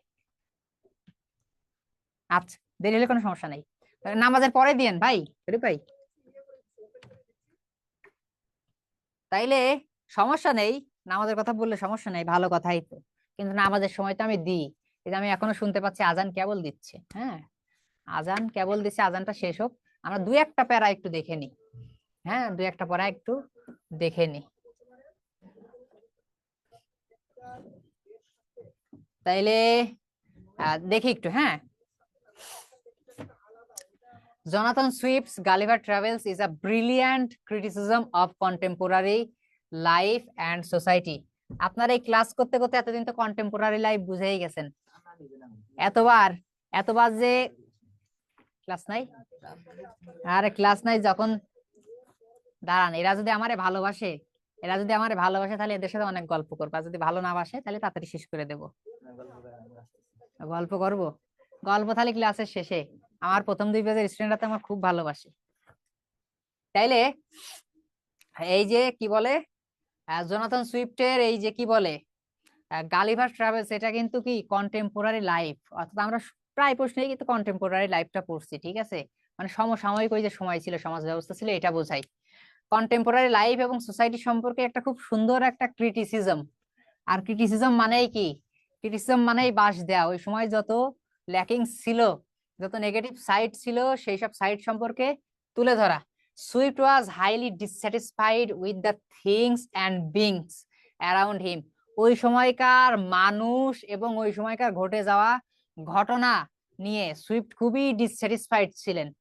জোনাথন সুইফট খুবই ডিসস্যাটিসফাইড ছিলেন। He wants to address every nook and corner. Every nook and corner একটা ফ্রেজ, এর মানে হচ্ছে সব জায়গায় বা সর্বত্র। এভরি নুক অ্যান্ড কর্নার দিয়ে বোঝাই সব জায়গায় বা সর্বত্র। সে কি চেয়েছেন? He wanted to address every nook and corner of the then বলতে বোঝাচ্ছে contemporary society, the world in different situation, অর্থাৎ ওই কন্টেম্পোরারি সোসাইটির সবখানেই তিনি কি করতে চেয়েছেন? অ্যাড্রেস করতেছেন। অ্যাড্রেস মানে আমরা সচরাচর বুঝি কি, সম্বোধন করা, অর্থাৎ তিনি ওই জায়গা নিয়ে কথা বলতে চেয়েছেন, যে জায়গায়, সমাজের যেই জায়গায়, এভরি নুক অ্যান্ড কর্নার, বা বিভিন্ন দেশের যেখানেই তিনি কি অনিয়ম, দুর্নীতি বা নেগেটিভ জিনিস দেখেছেন, ওই জায়গাতেই তিনি কি চেয়েছেন? কথা বলতে চেয়েছেন, ঠিক আছে। মেইনলি স্যাটায়ার করতে চেয়েছেন, বা ভুল ত্রুটি, দোষ ত্রুটি তিনি কি হাইলাইট করতে চেয়েছেন, যাতে সংশোধন হয়। That is why he placed his protagonist in different parts of the world in different situation. এই জন্যই তিনি যে বলবেন, এই লেখাগুলো তার তুলে ধরবেন, তাহলে এটা তো একটা প্রোটাগনিস্টের মুখ দিয়েই বলাইতে হবে, তাই তো, তার হিরোর মুখ দিয়ে বলাইতে হবে। এই জন্য তিনি তার হিরোকে তৈরি করেছেন কিভাবে? হিরোকে তৈরি করেছেন যে তার হিরোকে বিভিন্ন স্থানে, বিভিন্ন কি সিচুয়েশনের মধ্য দিয়ে তিনি কি করেছেন? অগ্রসর করেছেন, ঠিক আছে, বা পাঠিয়েছেন, যাতে বিভিন্ন দেশের বিভিন্ন সিস্টেম, বিভিন্ন করাপশন, বিভিন্ন নেগেটিভ সাইড তিনি তুলে ধরতে পারেন। However Swift did not make any absurd interference in his criticism, rather his criticism is rational and unbiased। এবং এটাও বলা হচ্ছে যে সুইফট যে কি বলে স্যাটায়ার গুলো করেছে, সেগুলো মোটেও অ্যাবসার্ড না এবং মোটেও পার্শিয়াল না।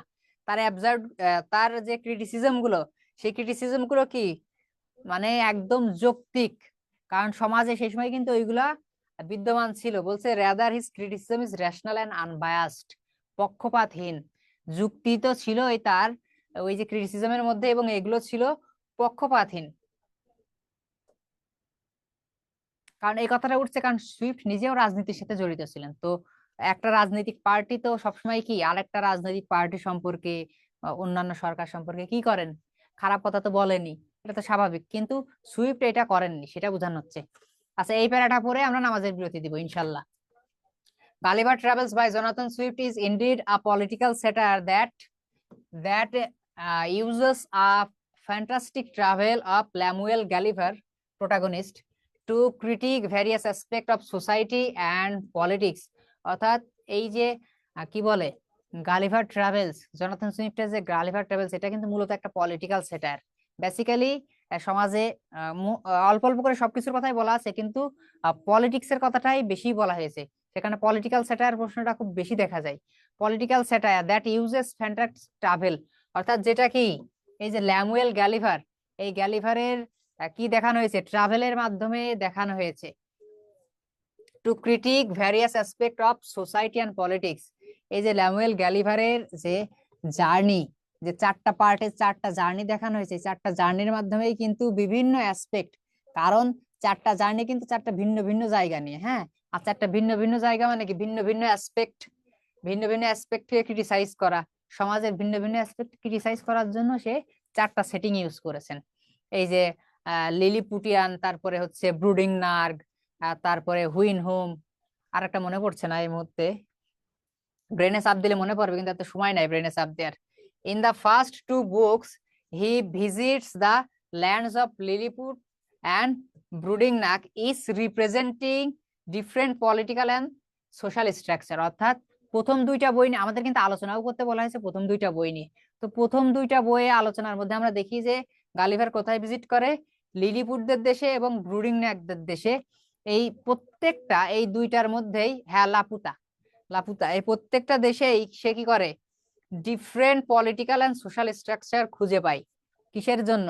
ক্রিটিসাইজ করার জন্য। আমার কথাটি ফুরলো, নোটে গাছটি মুড়লো, ঠিক আছে। এখন আপাতত কি বিরতি, এখন আপাতত বিরতি, এনজয়। 7-8 মিনিটের বিরতি, নামাজ পড়ে নেন, ঠিক আছে।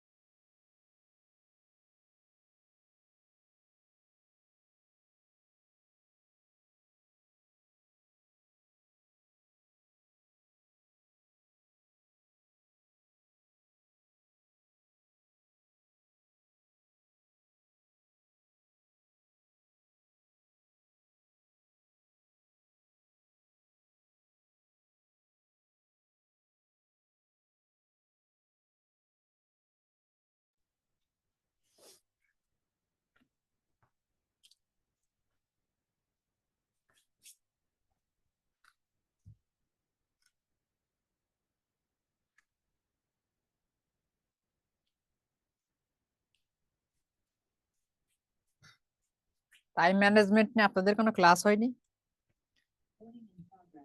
দুইটা ক্লাস হয়েছে আপনাদের, সিলেবাস ডিসকাশন, টাইম ম্যানেজমেন্ট, সবকিছুর উপরে দুইটা ক্লাস হয়েছে একদম শুরুতে। জান্নাত, ওই দুইটা দেখার আহ্বান জানাচ্ছি আপনাকে, খুঁজে খুঁজে, ঠিক আছে। ওই দুইটা ক্লাস একটু দেখে নিবেন। ওইগুলো কোনো লেকচারের আন্ডারে না, গ্রুপের মধ্যে একটু স্ক্রল করে করে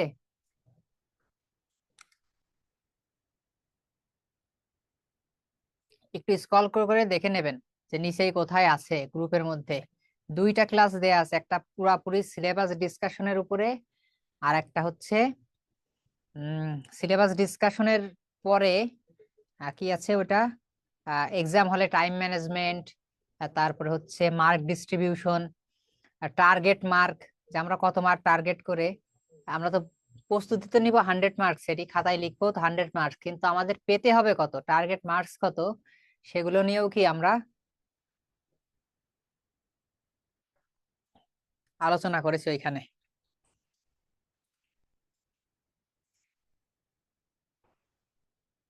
হাই হাই,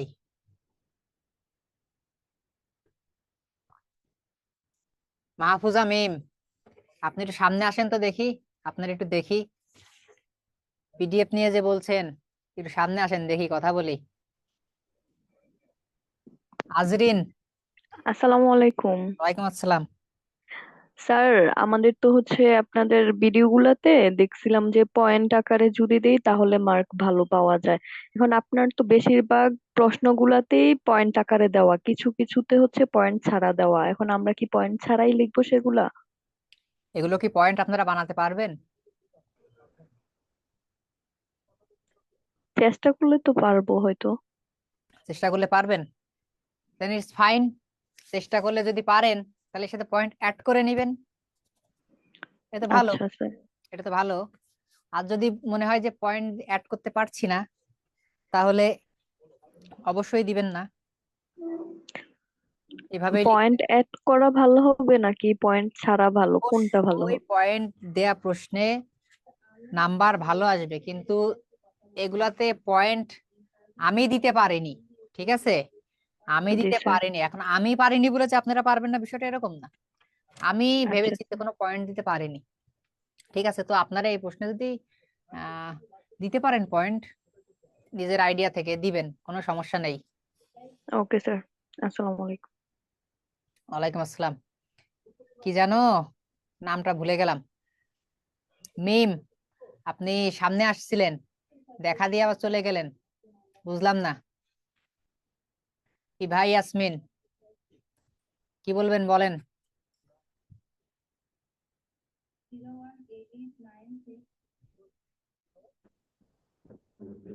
আসসালামু আলাইকুম স্যার। ওয়ালাইকুম আসসালাম। বাড়ি ছিলাম না, কেবল আসলাম, বলেন। শুনতে পাচ্ছেন? High high. প্রশ্ন নাই। প্রশ্ন নাই? না স্যার। ও, শুধুমাত্র আমার সাথে কথা বলার জন্য আসছেন? জি স্যার। ও মাশাল্লাহ মাশাল্লাহ, ঠিক আছে। তাহলে স্যার যেহেতু আপনার ক্লাসগুলো খুবই সুন্দর। বুঝি নাই। না, আপনার ক্লাসগুলো খুবই সুন্দর। ও আচ্ছা অনেক ইনফরমেশন আছে, অনেক জানার আছে। আচ্ছা আচ্ছা, ঠিক আছে, ধন্যবাদ।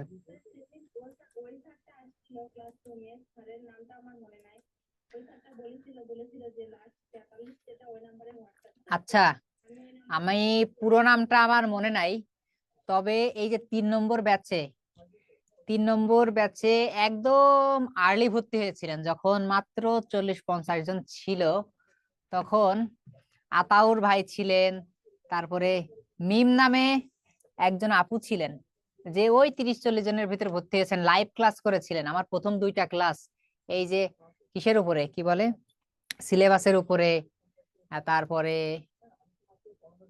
কোনো ফাইনাল সাজেশন নাই, এটাই ফাইনাল, এটাই ফাইনাল, ঠিক আছে? ওই যে 2টা সিলেবাসের উপরে মার্ক ডিস্ট্রিবিউশনের উপরে ক্লাস নিয়েছিলাম, তারা কি এখন ক্লাসে আছেন? তাদের কিন্তু আর খুঁজে পাই না, আর কিন্তু তাদেরকে দেখা যায় না। তারা কি ক্লাসে আছেন?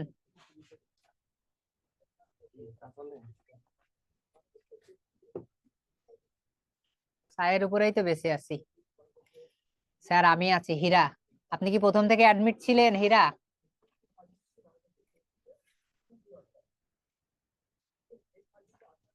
তমা, আচ্ছা আচ্ছা। মিলন স্যার কিলেন তাই কি গেছে, তো প্রথমে প্রশ্ন করছে। আসলেই ছেলে মেয়ে আলোচনা না শুনে আগে প্রথমে প্রশ্ন করলে।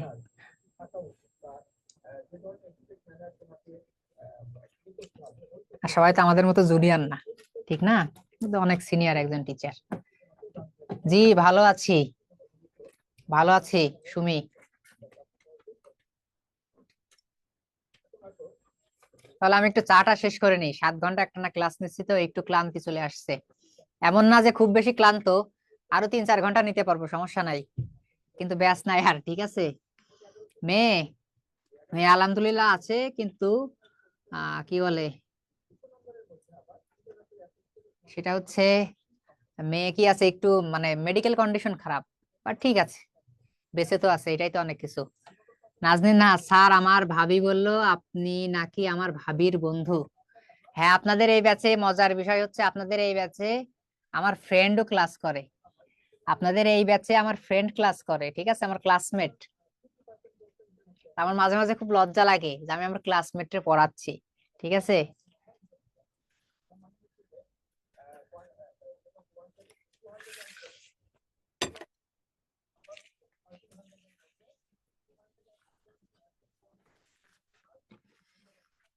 কি আখি, আপনি কি বিরক্ত হচ্ছেন যে স্যার শেষ করেন? স্যারও তো মানুষ, স্যারের প্রতি এত রুড হইলে হবে? একটু ভালোবাসেন না আপনারা? স্যার কি ক্লাসে ফাঁকি দেয়, গল্প করে খুব বেশি?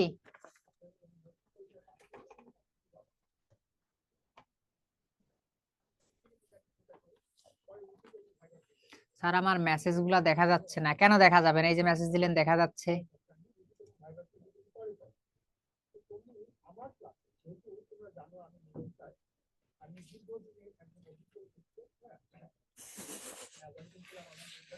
দিয়ে দেন তো।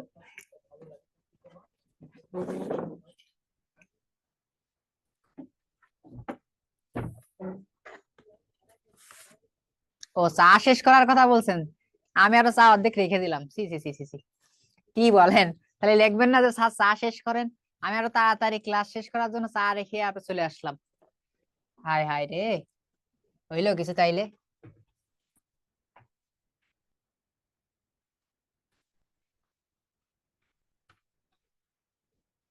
ল্যাপটপে ক্লাস করছিলাম, বাট কই যেন টাচ লেগে দেখা যাচ্ছে না। এ ভাই, এখন কি করা যেতে পারে? একটু উপকার করি স্টুডেন্টদের। কোন জায়গা টিপ লেগে দেখা যাচ্ছে না, আবার দেখা যাওয়ার জন্য কি করা যাইতে পারে? স্যার শুনছেন? উনি ঠিক করবেন, কিন্তু যদি জানা থাকে একটু বলে দিই। ভিডিও অপশনে ক্লিক করে ভিডিও অফ করে দেন, অথবা লিভ নিয়ে আবার ঢুকেন, ঠিক আছে। লিভ নিয়ে আবার ঢুকতে পারেন, দেখেন ঠিক হয় নাকি। আচ্ছা, আমরা চলে যাই। আমরা পরবর্তী সেশনে আবার চলে যাই, ঠিক আছে। আর যে যে ম্যাডাম ভাবির কথা বললেন, সে ম্যাডামের ভাবির নাম কি একটু শুনি তো দেখি।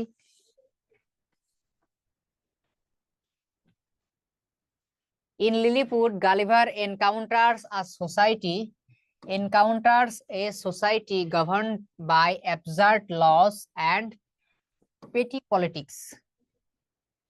অর্থাৎ যে প্রথম যে বই লিলিপুট, ঠিক আছে, লিলিপুটের যে ট্রাভেলের উপরে যে প্রথম যে বই গালিভার ট্রাভেলস এর, ওইখানে বলা হচ্ছে যে গালিভার এমন একটা সোসাইটির সাথে মিট করে, ঠিক আছে, সম্মুখীন হয় বা তার সাথে দেখা হয়, বা এমন এক সোসাইটিতে সে যায়।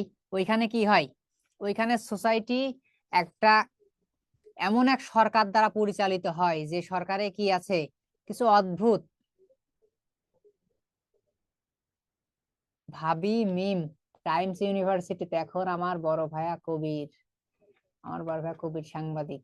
ও আচ্ছা আচ্ছা, হুমায়ুন কবিরও আমার ফ্রেন্ড, হুমায়ুন কবির শুভ। ফারজানা ইয়াসমিন মিম, তিনিও আমার প্রাণের বান্ধবী, ঠিক আছে। দুজনেই আমার খুব ক্লোজ।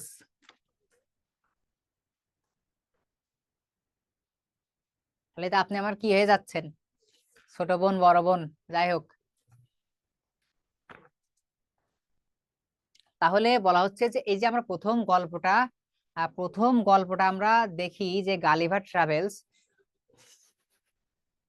এই গালিভার ট্রাভেলস এ এই যে গালিভার, আমাদের ল্যামুয়েল গালিভার যে কি আছেন, প্রোটাগনিস্ট আছেন, ইনি হচ্ছে লিলিপুটদের দেশে যান, এবং ওইখানকার সমাজ ব্যবস্থায় দেখেন যে তাদের যে গভর্নমেন্ট, এই গভর্নমেন্টের মধ্যে কি অদ্ভুত কিছু নিয়ম আছে, কিছু মানে পিটি বলতে কি বোঝাই, নীচ, জঘন্য জঘন্য কিছু নোংরা পলিটিক্স, আমরা যেটা বলি ঘৃণ্য বা নোংরা politics.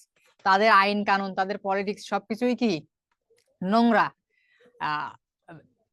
Swift uses Lilliput to satirizes the British government. এখানে আমরা আরেকটা বিষয় দেখি, যে এই যে লিলিপুটের কথা বলা হচ্ছে, এই লিলিপুট কিন্তু কি লিলিপুটদের যে সরকার, এই সরকার দিয়ে পোয়েট স্যাটারাইজ করেছে যে তার সময়কার সমসাময়িক contemporary British government and with its corruption, functionalism and frivolous conflict, এবং সরকারের যে বিষয়গুলো নিয়ে তিনি আলোচনা করেছেন সেগুলোর মধ্যে একটি হচ্ছে এই যে করাপশন, অর্থাৎ তখনকার তার সময়ে যারা সরকার ছিলেন খুবই দুর্নীতিপূর্ণ সমাজ ব্যবস্থা ছিল ওই সময়, এবং ফাংশনালিজম, তাদের অ্যাক্টিভিটিস, ফাংশনালিজম বলতে বোঝাচ্ছে অ্যাক্টিভিটিস, তাদের অ্যাক্টিভিটিসও কিন্তু যথেষ্ট খারাপ ছিল।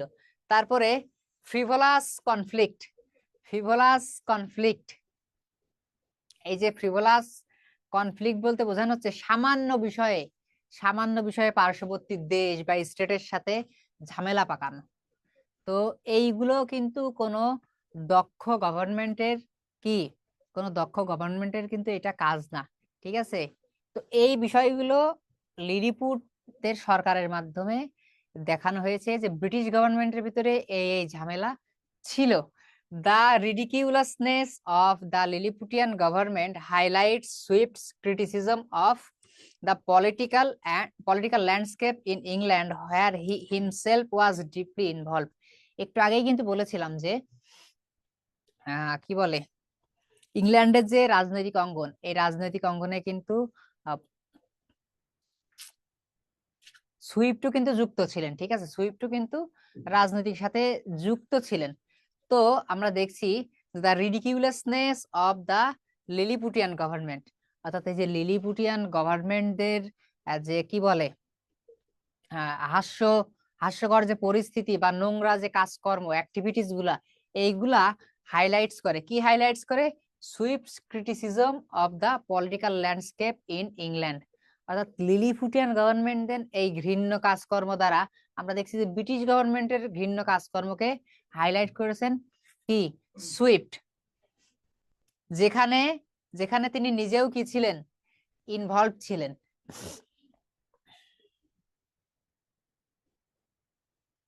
Swift's main purpose was to illustrate how the English government and society needed a reformation.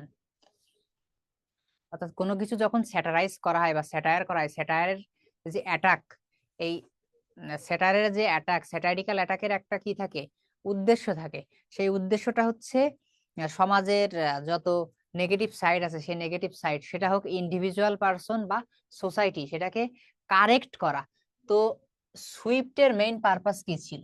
Main purpose ছিল হচ্ছে two illustrate how the English government and society needed reformation, ঠিক আছে, অর্থাৎ নবরূপে সৃষ্টি করা। এই যে যে সমাজ ব্যবস্থা, এই ব্যবস্থাতে চলবে না। বাংলাদেশের দিকে তাকাই দেখেন না, নাম বলা যাবে না, নাম বললে তো আবার চাকরি থাকবে না, ঠিক আছে, এ কথা বলা যাবে না। বাংলাদেশ খুব ভালো দেশ, খুব ভালো দেশ, কোনো সমস্যাই নেই বাংলাদেশে, ঠিক আছে, খুব ভালো বাংলাদেশ। বাংলাদেশ কিন্তু এর সাথে তুলনা করা যাবে না, ঠিক আছে, বাংলাদেশের কোনো সমস্যা নেই।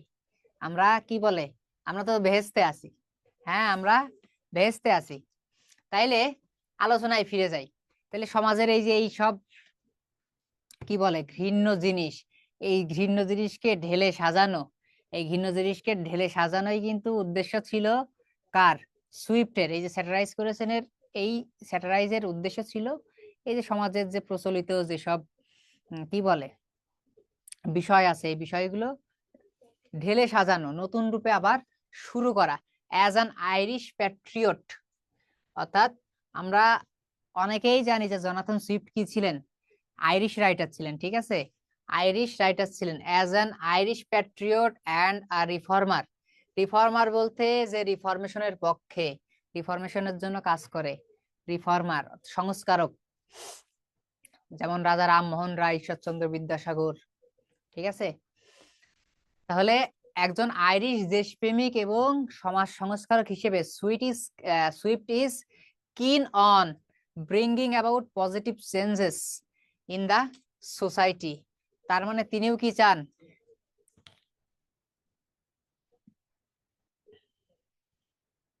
থিওরি বলতে কোন থিওরি বোঝাচ্ছেন? বুঝি নাই। থিওরি কেন? কিছুই কানেক্ট করার সুযোগ পাবেন না। 18 মিনিট আর কি কানেক্ট করবেন, ঠিক আছে? সময় পাবেনই তো এক একটা প্রশ্নের পিছনে, ব্রড প্রশ্নের পিছনে 17.5 মিনিট বা 18 মিনিট, কি করে কানেক্ট করবেন এত কিছু? যা দিয়েছি এই তো অনেক কিছু। তাহলে সুইফট মানে খুবই আগ্রহী ছিলেন, ঠিক আছে, কিন on bringing about positive changes. এই যে শেলি যেমন পজিটিভ চেঞ্জেস এর পক্ষে ছিল, পার্সি বিশি শেলি, তিনিও কিন্তু পজিটিভ চেঞ্জের জন্য আগ্রহী ছিলেন, যে সমাজে একটা পজিটিভ চেঞ্জ আসুক। Swift focuses on the political and religious menace and bigotry by referring to the conflict between big Endians. এখানে কিন্তু বানান ভুল যায়নি, এখানে কিন্তু এইভাবে উল্লেখ করা আছে, big Indians and little Indians as well as the high heels and the low heels. তাহলে বলা হচ্ছে যে সুইফট ফোকাস করেছে দুইটা জায়গায়, একটা হচ্ছে political and religious. Political and religious, এই যে রাজনীতি এবং ধর্ম নিয়ে যে ঘৃণ্য কাজ কারবার, মিনেস, ঠিক আছে, ঘৃণ্য কাজ কারবার, এবং এই যে বায়োগট্রি, ধর্মীয় গোঁড়ামি, এই দুইটা বিষয় নিয়ে স্পেসিফিকলি কি করেছেন, সুইফট হচ্ছে ফোকাস করেছেন। এবং যেমন লিলিপুটিয়ান দিয়ে দিয়ে ব্রিটিশ গভর্নমেন্টকে তিনি চোখে আঙ্গুল দিয়ে দেখিয়েছেন, ঠিক ওইভাবেই by referring to the conflict between big Indian and little Indian. আচ্ছা, এখানে বলা হচ্ছে এই যে ধর্মীয় বিষয় কিন্তু টেনে আনছে, এখানে ধর্মীয় বিষয়ের ভেতরে আবার অনেক কথা চলে আসে। সেটা হচ্ছে এই যে খ্রিস্টানদের কিন্তু দুইটা শাখা আছে, একটা হচ্ছে প্রোটেস্টানিজম, একটা হচ্ছে ক্যাথলিজম, তাই তো স্যার? ইন্ডিয়া স্পেলিং কি এটাই?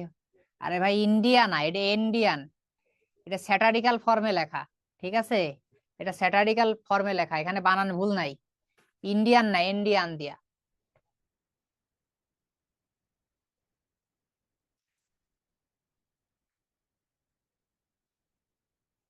শাখা দুইটার নাম তো মনে পড়তেছে না, ভুলে গেলাম, প্রোটেস্টানিজম আর ক্যাথলিজম। হ্যাঁ, ক্যাথলিজম, ঠিক আছে, প্রোটেস্টানিজম আর ক্যাথলিজম। এই যে যারা ক্যাথলিক, তারা কিন্তু হচ্ছে মানে ধর্মীয় গোঁড়ামির মধ্যে থাকে, ঠিক আছে। এরা হচ্ছে ওই যে পোপ, যেটারে বলে পোপ, বা হচ্ছে চার্চের বিগ ইন্ডিয়ান নিয়েই তো বলছি রে ভাই। বিগ ইন্ডিয়ান আর লিটল ইন্ডিয়ান দিয়ে বোঝানো হচ্ছে যে খ্রিস্টানদের যে দুইটা শাখা, একটা হচ্ছে প্রোটেস্টান আর একটা হচ্ছে ক্যাথলিক। এই ক্যাথলিক আর প্রোটেস্টানদের বোঝানো হচ্ছে এই কি বলে, প্রোটেস্টান্ট আর ক্যাথলিকদের মধ্যে দুইজনেই কিন্তু খ্রিস্টানদের দুইটা শাখা, এদের মধ্যে কিন্তু প্রচুর প্রচুর সমস্যা বিদ্যমান, খুবই ফাটাফাটি ফাইট এদের মধ্যে, ঠিক আছে। তার ভিতরে হচ্ছে যারা ক্যাথলিক, এরা কিন্তু মানে খুবই ধর্মীয় ভাবে গোঁড়ামিপূর্ণ লোকজন। আর যারা হচ্ছে কি বলে যারা প্রোটেস্ট্যান্ট, তারা কিন্তু হচ্ছে আপনার প্রগতিশীল, তারা প্রগতিশীল। এই ক্যাথলিক আর প্রোটেস্ট্যান্টদের নিয়ে একটা সিনেমা আছে, অনেক সিনেমাই হয়তো আছে, কিন্তু da Vinci code, da Vinci code নামে একটা ইংলিশ মুভি আছে, অনেক সুন্দর একটা মুভি, প্রোটেস্ট্যান্ট আর ক্যাথলিজম এর উপরে, প্রোটেস্টানিজম এবং ক্যাথলিজমের উপরে। তাইলে লিলিপুটিয়ানদের মাধ্যমে দেখা যাচ্ছে ব্রিটিশ সরকার, আর এখানে দুইটা গ্রুপ, এই যে বিগ ইন্ডিয়ান্স আর লিটল ইন্ডিয়ান্স, এদের দিয়ে মানে এদের দিয়ে স্যাটায়ার করা হচ্ছে এই যে প্রোটেস্টানিজম আর ক্যাথলিজম।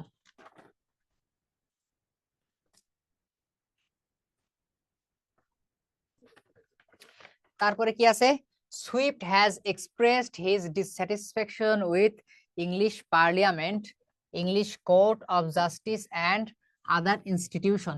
অর্থাৎ এই যে প্রতিষ্ঠানগুলো, একটা দেশের জন্য কিন্তু পার্লামেন্ট, কোর্ট, তারপরে গুরুত্বপূর্ণ যেসব ইনস্টিটিউশন গুলো আছে, এগুলো খুব মানে কি ভাইটাল রোল প্লে করে। কিন্তু দেখা যাচ্ছে এই প্রতিষ্ঠানগুলোতেই যদি কি সর্ষের মধ্যে যদি ভূত থাকে, তাইলে আমি ভূত তাড়াবো কি দিয়ে? ভূত তাড়ানোর জন্য আমাদের শস্য, সেই শস্যের মধ্যে যদি কি থাকে, ভূত থাকে, তাইলে তো সমস্যা। তখন এই শস্যের মধ্যে ভূত ছিল, ঠিক আছে। সেই কারণে সুইফট কি এইসব প্রতিষ্ঠান নিয়ে খুব বেশি ডিসস্যাটিসফ্যাকশন প্রকাশ করেছে। He comments that the British Empire was nothing but only a heap of conspiracies, rebellion, murders, massacre, banishment, hypocrisy, malice and কি ambitions। অর্থাৎ ব্রিটিশ এম্পায়ারকে সে কিসের সাথে তুলনা করেছে, যে এটা শুধুমাত্র কি এই যে ষড়যন্ত্র, তারপরে এই যে বিদ্রোহ, তারপরে যে মার্ডার, ম্যাসাকার, যাই বলি, অন্য রাষ্ট্রের প্রতি যে বিদ্বেষ, তারপরে কোনো কাজ না করে হাই অ্যাম্বিশন, মানুষকে বাক স্বাধীনতা নাই, কথায় কথায় ব্যানিশমেন্ট, ঠিক আছে, সমাজের হিপোক্রেসি, এইসব জিনিসের স্তূপ হিসেবে দেখা গেছে। Swift also opposes war and the use of gunpowder. এবং সুইফট কি ছিলেন, সুইফট কিন্তু জর্জ বার্নার্ড শ এর মতো, বা জর্জ বার্নার্ড শ সুইফটের মতো, যেটাই বলি না কেন, যুদ্ধ বিরোধী ছিলেন, কারণ যুদ্ধ কখনো কি ভালো কিছু বয়ে আনে না। Gulliver expressed his bitterest dissatisfaction with English society through the King of Brooding Nag, অর্থাৎ কিং অফ ব্রুডিং নাগের মাধ্যমে, ঠিক আছে, গালিভার এক্সপ্রেস হিজ বিটারেস্ট ডিসস্যাটিসফ্যাকশন, তার কি, তার এই যে তীব্র যে কি ঘৃণা বা অসন্তুষ্টি, এটা কি ইংলিশ সোসাইটির উপরে, এটা প্রকাশ করেছেন কার মাধ্যমে, এই যে king of brooding Nag. Swift did not spare the scientists and intellectuals who distorted the real aim of knowledge and technology। অর্থাৎ সুইফটের এই যে স্যাটায়ার, এই স্যাটায়ারের হাত থেকে কিন্তু সায়েন্টিস্ট এবং সমাজে যারা ইন্টেলেকচুয়াল আছেন তারাও কিন্তু বাদ যায়নি, তাদেরও কিন্তু ধরে ধরে ফায়ার করা হয়েছে, ঠিক আছে, কারণ এরাও যথেষ্ট কি বদমাশ ছিল, কারণ এরা কি করেছিল, ডিস্টর্ট করেছিল, অর্থাৎ বিকৃত করেছিল কি the real aim of knowledge and technology. অর্থাৎ এই যে যারা সায়েন্টিস্ট এবং ইন্টেলেকচুয়াল, এরা এই যে তাদের জ্ঞান এবং টেকনোলজিকে কি ভুল পথে চালিত করেছিল। এখন পারমাণবিক, সাপোজ আমি একটা উদাহরণ দিই, পারমাণবিক, এই যে পারমাণবিক শক্তি, এর কিন্তু অনেক শান্তিপূর্ণ ব্যবহার আমরা করতে পারি, যেমন এই যে বিদ্যুৎ উৎপাদন, কিন্তু পারমাণবিক শক্তি দিয়ে যদি বোমা বানিয়ে অন্য দেশে আঘাত করানো, হায় আল্লাহ, এই যে পারমাণবিক কি বলে, পারমাণবিক বোমা দিয়ে যদি দেশের পর দেশ ধ্বংস করা হয়, ঠিক আছে, দেশের পর দেশ যদি ধ্বংস করা হয়, তাইলে কিন্তু বিপদ, ঠিক আছে। এখানে কিন্তু যে টেকনোলজি, তার নলেজের কিন্তু অপব্যবহার হচ্ছে। He urge that science must be used for the betterment of mankind. অর্থাৎ তার মতে সায়েন্স টেকনোলজি কি মানুষের বেটারমেন্টের জন্য, অবশ্যই তো বিজ্ঞান সবসময় মানুষের বেটারমেন্টের জন্য, কিন্তু সেই বিজ্ঞানকে যদি কিভাবে অপব্যবহার করা হয়, সেটা কিন্তু সমাজের জন্য কখনো কল্যাণ বয়ে আনে না। Swift was dead against all evils including debauchery, murders, theft, robbery, forgery, rape and sodomy। এখানে অনেক নেগেটিভ বিষয় উল্লেখ করা হয়েছে, এত ধরে ধরে না বলি, সেটা হচ্ছে সুইফট এসব কিছুর, অর্থাৎ অল এভিলস, এই অল এভিলস বলে এগুলো আবার বর্ণনা দেওয়া হয়েছে, এই অল এভিলস বা নেগেটিভ সাইডের কি ঘোর বিরোধী ছিলেন। Swift urge that human beings should be guided by reason and rationality to lead a happy life. অর্থাৎ সুইফটের যে কথা, মেইন যে তার ভাষ্য ছিল, সেটা হচ্ছে কি একজন মানুষ পরিচালিত হবে কি দ্বারা, পরিচালিত হবে যুক্তি, তর্ক এবং এই যে রিজনের কথা বলা হয়েছে, রিজন, রেশনালিটি, ঠিক আছে, এইগুলো দ্বারা একটা মানুষ কি পরিচালিত হবে। অর্থাৎ মানুষ কি রেশনাল বিং, মানুষকে কি বলা হয়, রেশনাল বিং, তাই তো, সে কারণে তার কথা যে মানুষ পরিচালিত হবে রিজন বা রেশনালিটি দ্বারা, যেটা মানুষের জীবনকে কি সুখী করতে বা হ্যাপি করতে সাহায্য করে। কনক্লুশন বাসায়, তারপরে কি বলা হয়েছে, rape of the lock, social satire, আবার সেই কন্টেম্পোরারি সোসাইটি, ঠিক আছে, rape of the lock, social satire, ঠিক আছে। ও আর একটা বিষয়, ওই যে পলিটিক্যাল স্যাটায়ারের কথা বললো না, ওইখানে যদি বলে the social picture of contemporary society, social পিকচারের কথাও যদি বলে একই প্রশ্ন, ঠিক আছে, প্যারাসিটামল 2 বেলা, যে রোগী হোক প্যারাসিটামল 2 বেলা, এখানে কি বলতেছে, সোশ্যাল স্যাটায়ার 2014 সালে পড়েছে। যদি আবার বলে satirical picture of aristocratic society, একই কথা। আবার যদি বলে কি বলে সোশ্যাল স্যাটায়ার বলেছে, সোশ্যাল পিকচার যদি বলে একই কথা, যদি বলে যে পিকচার অফ কন্টেম্পোরারি সোসাইটি একই কথা, ঠিক আছে? বুঝে শুনে দেখে তারপরে উত্তর করবেন। The Rape of the Lock by Alexander Pope is indeed a social satire that critiques the frivolity and vanity of high society in 18th century England. এটাও ঠিক অনেকটাই সেই ওই যে কিসের মতো, the way of the world এর মতো, পুরোটা না, কিছু কিছু জায়গায়, ঠিক আছে? কারণ ওইটা 17 শতকের, এটা 18 শতকের, খুব বেশি কিন্তু পার্থক্য নাই। সেই কারণে বলা হচ্ছে যে আলেকজান্ডার পোপের যে রেপ অফ দ্য লক, এটা কিন্তু একটা সোশ্যাল স্যাটায়ার, এবং এটা কি ক্রিটিক্স করে বা সমালোচনা করে বা স্যাটারাইজ করে দ্য ফ্রিভলিটি অ্যান্ড ভ্যানিটি। ফ্রিভলিটি কি, এই যে সমাজের যে এই যে কি বলে অশ্লীল যে কাজকর্ম, ঠিক আছে, সমাজের যে মূর্খতা, তারপরে যে ভ্যানিটি দাম্ভিকতা অফ ওই যে হায়ার ক্লাস সোসাইটি বা অ্যারিস্টোক্রেটিক পিপল অফ কি 18th সেঞ্চুরি, তাদের এই মূর্খতা এবং দাম্ভিকতা নিয়েই কি সরাসরি স্যাটায়ার হচ্ছে the rape of the lock. Pope used the seemingly trivial incident of the cutting of a lock of Belinda's hair to satirize extravagant nature of aristocratic society। অর্থাৎ পোপ কিন্তু এখানে এপিকের সাবজেক্ট ম্যাটার কিন্তু high থাকে, ঠিক আছে, কিন্তু এখানে কি সাবজেক্ট ম্যাটার হচ্ছে ট্রিভিয়াল, মানে নগণ্য, তুচ্ছ, সামান্য একটা বিষয় নিয়ে কিন্তু সে একটা এপিক লিখে ফেলেছে। এই সামান্য বিষয় নিয়ে এপিক লেখাই হচ্ছে মক হিরোইক এপিক বা মক এপিক। আচ্ছা, তাহলে ও পেজে সামান্য একটা বিষয়বস্তু নিয়ে, কোনো ন্যাশনাল ইন্টারেস্টের কোনো বিষয়বস্তু না, সামান্য একটা বিষয়বস্তু নিয়ে, কি বিষয়, এই যে নায়িকা বেলিন্ডা তার এই যে লক বা বেনি কাটা নিয়ে, যে কি বলে বেলিন্ডার যে চুলের বেনি কাটা নিয়ে এটাকে সাবজেক্ট ম্যাটার করে একটা কি লিখে ফেললো, মক হিরোইক পোয়েম বা এপিক, মক এপিক লিখে ফেললো। এটার উদ্দেশ্য হচ্ছে ওই সময়কার যে এক্সট্রাভ্যাগেন্ট মানে কি বলে অ্যারিস্টোক্রেটিক সোসাইটির যে এক্সট্রাভ্যাগেন্ট নেচার আছে,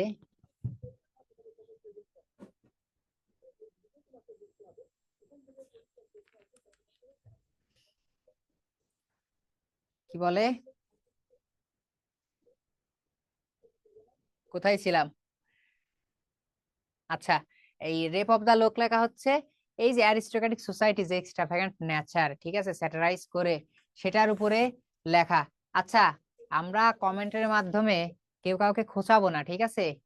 অনেকে যেহেতু অনেক রকমের লোক থাকে, ঠিক আছে, একটা গ্রুপে, সো কেউ পজিটিভলি অ্যান্সার দিবে, কেউ নেগেটিভলি অ্যান্সার দিবে, ঠিক আছে?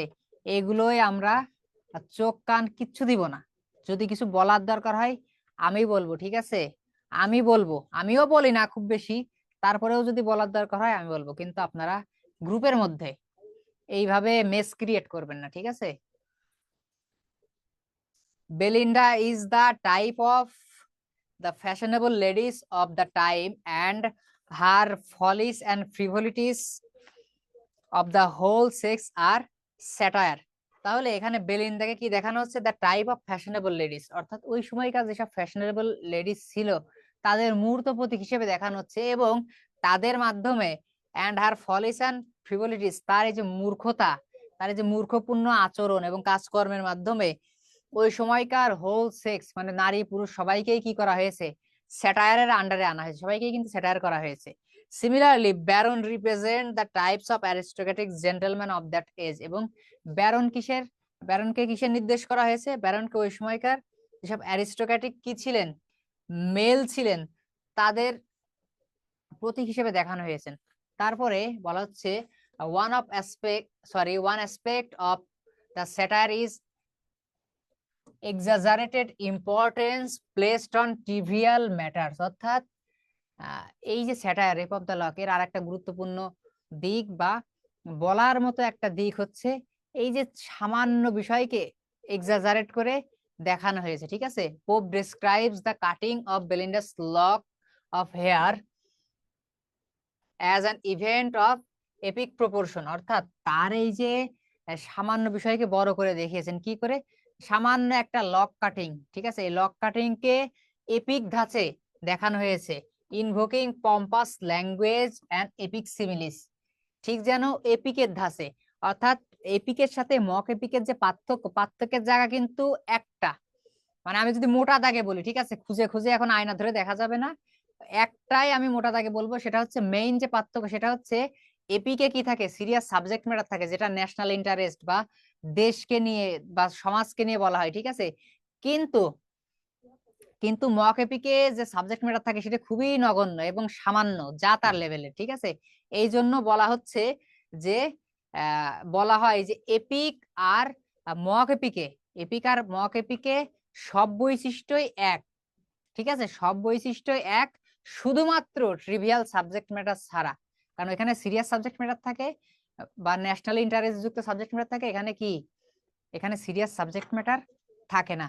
For example, he compares the cutting of lock to the epic battles of ancient heroes, অর্থাৎ এই যে এপিকের একটা গুরুত্বপূর্ণ বৈশিষ্ট্য হচ্ছে মাইটি ব্যাটেলস।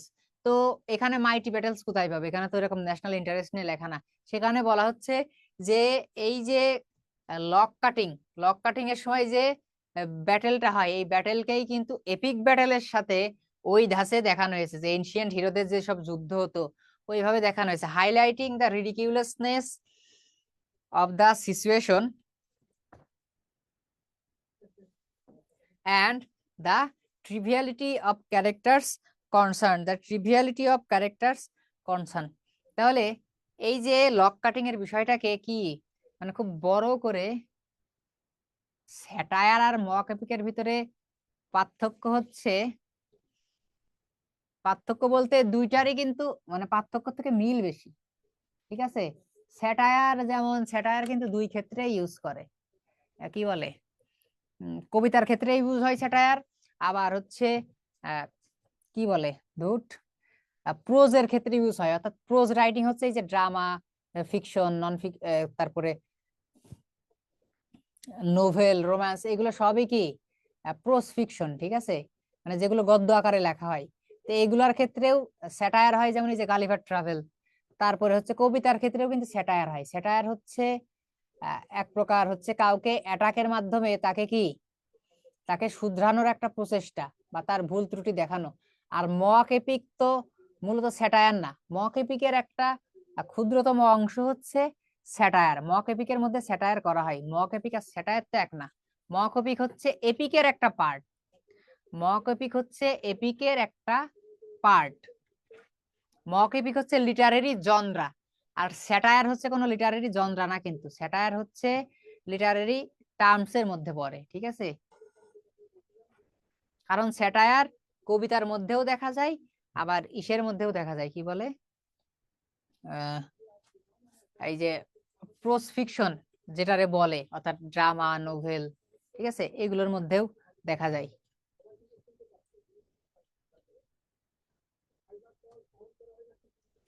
তারপরে in the poem the whole panorama is limited to the 18th century aristocratic life, অর্থাৎ এই যে কবিতার প্যানোরামা দিয়ে বোঝায় যে পূর্ণাঙ্গ একটা চিত্র, অর্থাৎ এই কবিতা কিন্তু এই যে 18th century aristocratic লাইফের উপরে একটা পূর্ণাঙ্গ একটা ভিউ আমাদের সামনে তুলে ধরে। In the strange battle fought between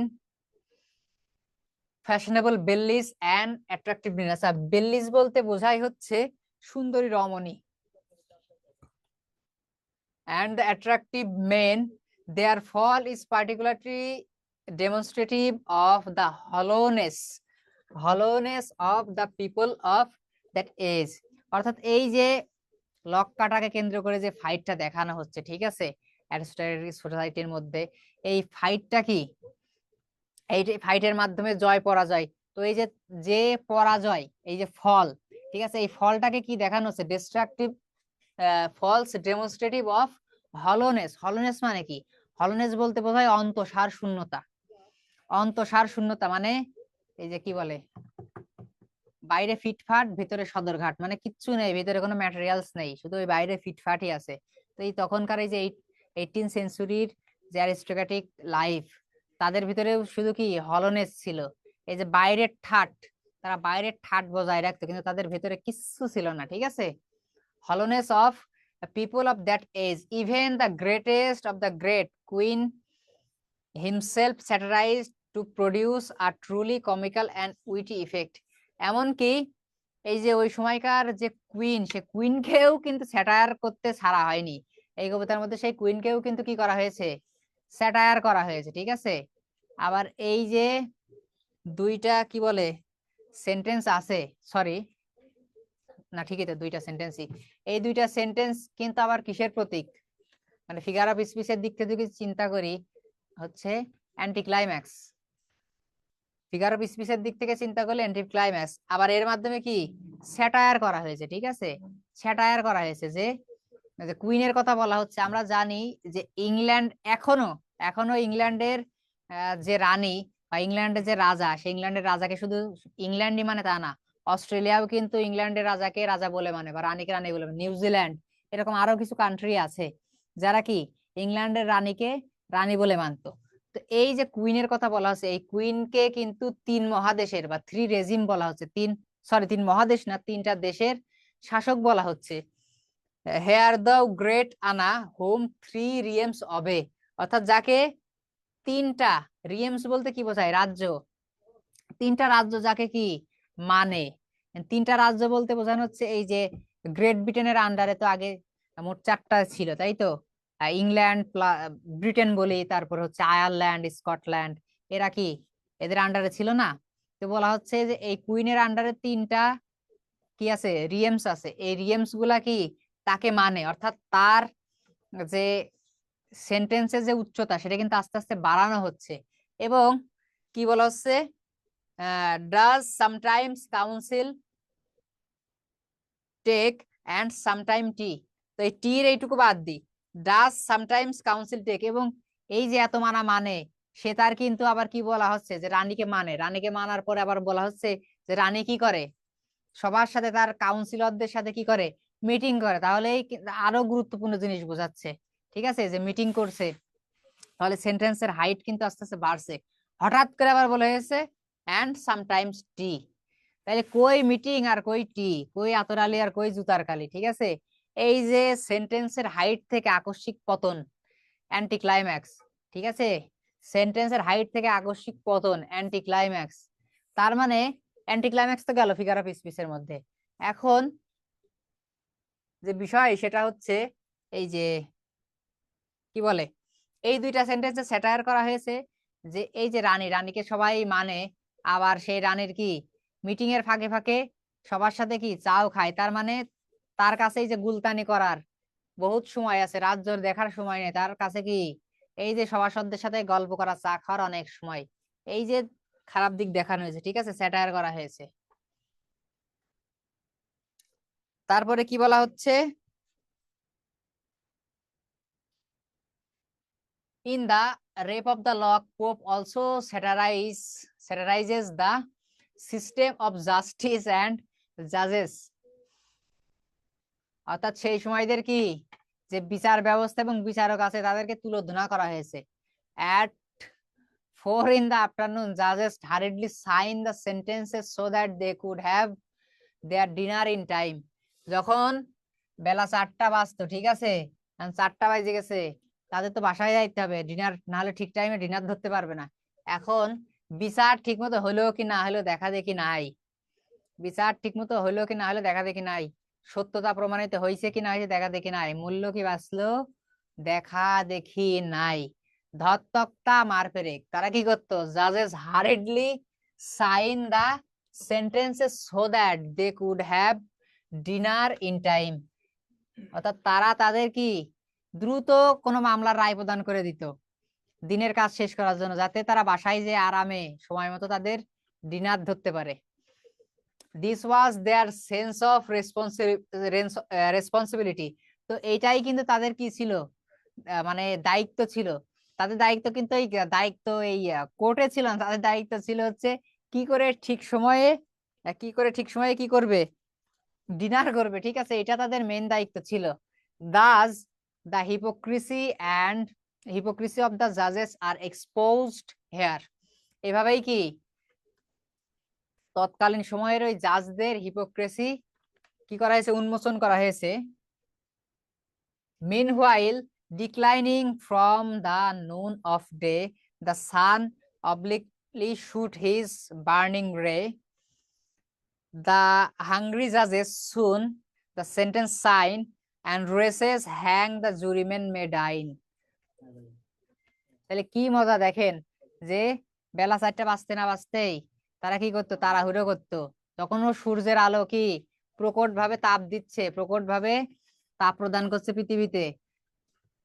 এই যে 4টা বাজা বোঝাচ্ছে, ঠিক আছে, 4টার সময় বোঝাচ্ছে, 4টার সময়কে নির্দেশ করছে, কারণ বিকেলে রোদটাও কিন্তু কড়া রোদ থাকে। তবে আস্তে আস্তে কি রোদের যে তাপ আস্তে আস্তে কমতে থাকে। তো ওই যে 4টার সময়কে নির্দেশ করতেছে, যে এই যে সূর্য যখন কি করতো, শুটস হিজ বার্নিং রে, এই সময় তারা কি, এই যে হাংরি জাজেস, হাংরি বলতে বোঝানো হচ্ছে যে তাদের এই যে তাড়াতাড়ি বাড়ি যাইতে হবে ডিনার করার জন্য। হাংরি জাজেস soon the sentence sign, and races hang the jurymen may dine. তাড়াতাড়ি তারা কি করতো, মামলা রায় দিয়ে দিত, যাতে এই যে যারা জুরিম্যান আছে বা জুরি মেম্বার আছে তারা কি বাসায় যে তাড়াতাড়ি ডিনারে বসতে পারে পরিবারের সাথে। তারপরে বলা হচ্ছে, Pope also vividly attacked the concept of friendship in the poem. Friends of the 18th century society are hollow and fickle. Friendship নিয়েও কিন্তু এখানে কি স্যাটায়ার করা হয়েছে, ফ্রেন্ডশিপ নিয়েও স্যাটায়ার করা হয়েছে। কারণ এখানে বলা হচ্ছে যে 18 সেঞ্চুরির ওই সময় যারা একে অন্যের সাথে ফ্রেন্ডশিপ করতো তারা কি ছিল, এই যে হলোনেস দিয়ে কি আমরা অন্তঃসার শূন্যতা বুঝালাম, ঠিক আছে, তারাও কি ছিল, হলো এবং ফিকল, মানে এক প্রকার তারা কি ছিল, সহজ কথায় বলতে গেলে তাদের ভিতরে বন্ধুত্ব ছিল না, তাদের ভিতরে স্বার্থ ছিল, তাদের ভিতরে কি মেকি ভাব ছিল।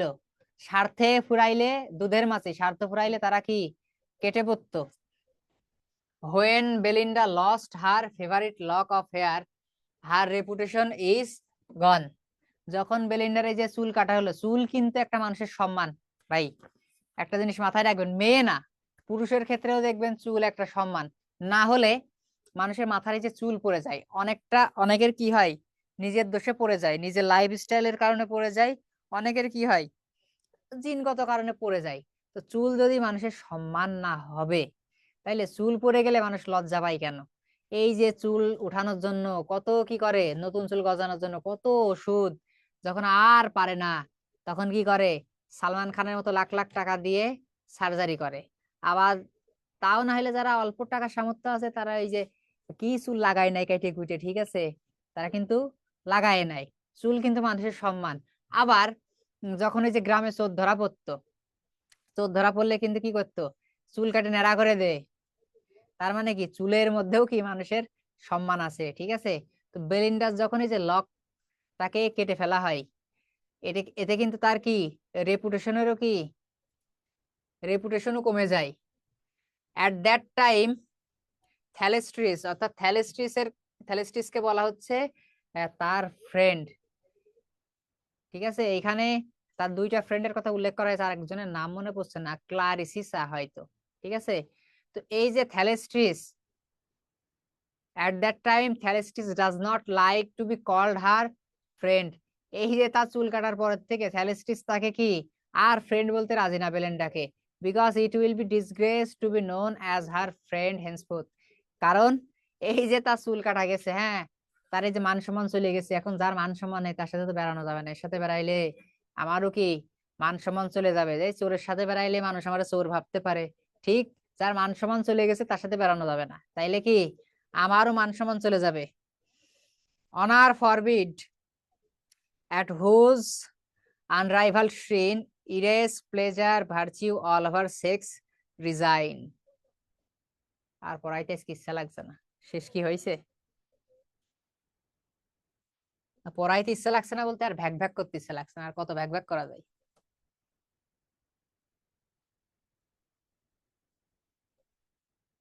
The poem is in fact a satire upon feminine frivolity. অর্থাৎ এই যে আমার আপুরা কিছু মনে করবেন না, ঠিক আছে, এই যে সমাজে যারা নারী, এই নারীদের মূর্খতা নিয়ে মূলত এটা লেখা হচ্ছে নারীদের মূর্খতা নিয়ে। In the poem Pope shows that all women are frivolous beings, অর্থাৎ পোপের ভাষ্যমতে যে সব মেয়েরাই, মানে তিনি দেখিয়েছেন যে সব মেয়েরাই, সব নারী জাতিই কি ফ্রিভোলাস বিং, তার মানে মূর্খ জাতি বা বোকা। And their interest was love making, এবং তাদের ইন্টারেস্ট কি, কি করে মানুষের ভালোবাসা বা সহানুভূতি আদায় করা যায়, ঠিক আছে, সে ছলে বলে কৌশলে, বাংলা সিনেমার ডায়লগ, ছলে বলে কৌশলে যে করেই হোক এই কাজটা করাইতে হবে। They are like grown up children, now attract by one toy and now by another, মানে তাদেরকে বলা হচ্ছে যে তারা একদম কি গ্রোন আপ চিলড্রেনের মতো, মানে এই যে বেড়ে ওঠা কিছু শিশুর মতো, যে এখন এইটা পছন্দ তখন তো ওইটা পছন্দ, এইরকম স্বভাবের তারা। With varying vanities from every part they shift the moving toy shops of their heart, অর্থাৎ এই যে বলা হচ্ছে যে তারা এই যে গ্রোয়িং চিলড্রেনের মতো বায়না, এখন এইটা তো তখন ওইটা, ঠিক আছে, সেই জন্য বলা হচ্ছে যে তারা সবসময় এই যে ভ্যানিটি ক্যারি করতো। যেমন ওয়ে অফ দ্য ওয়ার্ল্ডেও কিন্তু আমরা দেখছি তারা কিন্তু এক ধরনের ভ্যানিটি ক্যারি করতো। With varying vanities from every part they shift the moving toy shop of their heart, অর্থাৎ তাদেরকে মুভিং টয় শপের সাথে তুলনা করা হচ্ছে, যে তাদের কাছে তাদের ভ্যানিটি গুলোর মধ্যে এত উপাদান থাকতো, ঠিক যেন মুভিং টয় শপ, যেমন দেখেন না গ্রামে সাইকেলে করে কত কিছু বিক্রি করতে আসছে, বাচ্চাদের খেলনা টেলনা, একটা সাইকেল এসে কত জিনিস চিন্তা করার মতো নেই। বাচ্চাদের কিন্তু ক্লাস আছে, ক্লাস আছে বলেন, ক্লাস নেই, একজন ম্যাথ স্যার আসছিল সিনিয়র। তাহলে কি বলছিলাম, বলছিলাম যে তাদেরকে একটা মুভিং টয় শপ হিসেবে দেখানো হয়েছে। আজকের মতো পড়া শেষ, ছুটি, সবাই চলে যান। আমার কথাটি ফুরলো, নটে গাছটি মুড়লো। কনক্লুশন বাসায় ভালো করে ভুনা করে খায়েন। কে আছেন, কি বলবেন বলেন দেখি।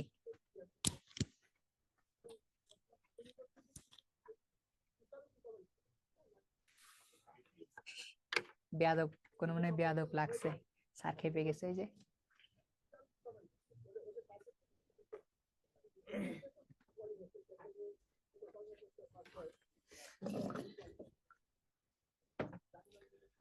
কেউ কিছু বলবেন না, আমি কি বাড়ি চলে যাব?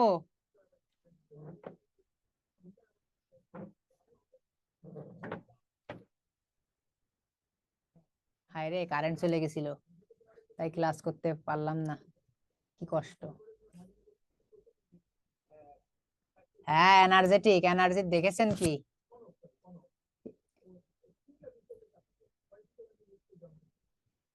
হ্যাঁ, এখন ইনশাল্লাহ রেস্ট নেব ক্লাস শেষে। রেস্ট নিলে চলবে না, miles to go before I slip.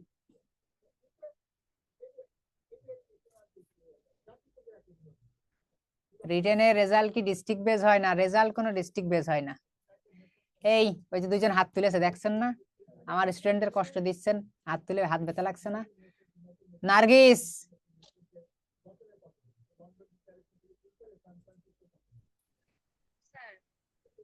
হায় আল্লাহ, কথা বলে না কেন? সাউন্ড বাড়ান, আমার স্টুডেন্টের গলায় সমস্যা আছে না, আমার সাউন্ডে সমস্যা। হ্যাঁ বলেন, শোনা অল্প পাতলা যাচ্ছে। আসসালামু আলাইকুম স্যার। ওয়ালাইকুম আসসালাম। স্যার, লিটারেরি টার্মস এর পিডিএফ গুলা কি এখন দেয়া যাবে না? অবশ্যই দেয়া যাবে না। কোন ক্লাসের টপিক বা ম্যাটেরিয়ালস আগে দেয়া যাবে না। এমন সময় হয়তো অনেক এমনও পাইতে পারেন যে দুইটা একসাথে দেয়া হচ্ছে, ঠিক আছে? দিলে একটু ভালো হতো স্যার। ভালো হতো কি খারাপ হতো সেটা আমি খুব ভালোই জানি। আমি স্টুডেন্টদের ভালোর জন্যই আছি, আমি নিজের পকেট গরম করার জন্য এখানে আসিনি। আমার পকেট গরম প্লাস স্টুডেন্টদের ভালো, সবার ভালোর জন্যই আমি এখানে আছি। আমি জানি স্টুডেন্টদের জন্য কোনটা ভালো, ঠিক আছে, আমি অবশ্যই জানি স্টুডেন্টদের জন্য কোনটা ভালো। আশা করি কষ্ট পেয়েছেন, কিন্তু উত্তর পেয়েছেন। আমার মাফ করে দিয়েন, মার্জনা ওকে কইরেন। স্যার। আচ্ছা, পরে জান্নাতুল ফেরদৌস আছেন, আমরা তার কাছে যাই। এটা করে কি দেখো এই লোক।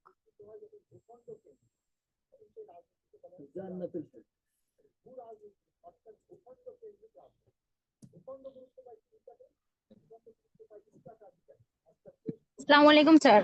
ওয়ালাইকুম আসসালাম। হ্যাঁ স্যার, বলতে চাচ্ছিলাম আমরা যে ক্লাস করতেছি এটা তো হচ্ছে পুরো গ্রুপের হচ্ছে এটা ইউটিউবে দেওয়া হচ্ছে ফুল ক্লাসটাই। আমি তাহলে দিয়ে তো দিই, আর আমরা আর আর আর প্রশ্ন করেন না, উত্তর আমি দিয়ে দিই আপনার। আমি বুঝতে পারছি, আমি একটু জ্ঞানী লোক তো, আমি বুঝি। তাইলে আপনাদের প্রশ্ন যে আমরা টাকা দিয়ে ভর্তি হইলাম, সবাই ক্লাস করছে কেন? না, সবাই দেখে না। এটা হচ্ছে কি বলে, ইউটিউবে কাস্টমাইজেশন সিস্টেম আছে, যে শুধু আপনারাই দেখতে পারবেন, অন্য কেউ দেখতে পারবেন। এটা পাবলিক করা নাই। যখন একটা ভিডিও আপলোড করা হয় তখন কিছু সিস্টেম থাকে, কাস্টমাইজেশন সিস্টেম থাকে। এটা শুধু আপনাদের জন্যই, বাইরের কোনো পার্সন এটা দেখতে পাবে না। স্যার দেখতে পারে তো? কিভাবে বলে দেখতে পারে? হ্যাঁ স্যার। কে দেখতে পারে? স্যার আমি এটা হচ্ছে করে তারপরে তো আপনাকে করলাম কোশ্চেনটা। কে দেখতে পারে একটু শুনি। আমাকে বলবেন তো যে এই লোকটা দেখছে। হ্যাঁ স্যার দেখেছে, আমার মানে বাসায় যে অন্য আছে আমার হাজবেন্ড, সে দেখেছে। সে তো হচ্ছে এটার সাথে নাই, অ্যাড নাই। হয়তো তার আইডি থেকে আপনি ক্লাস ক্লাস করেন, এরকম কিছু।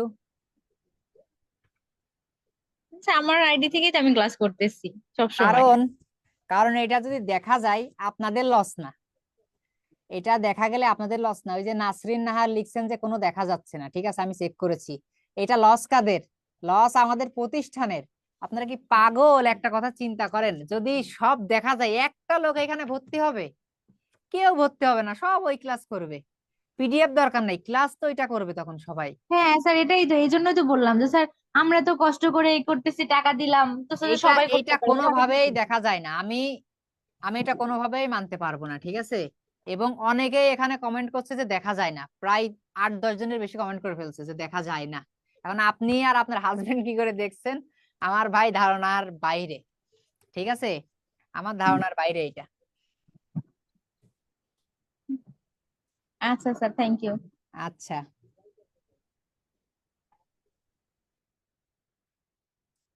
और कोई है कुछ बोलने के लिए? सामने आइए, कुछ बोलिए प्लीज।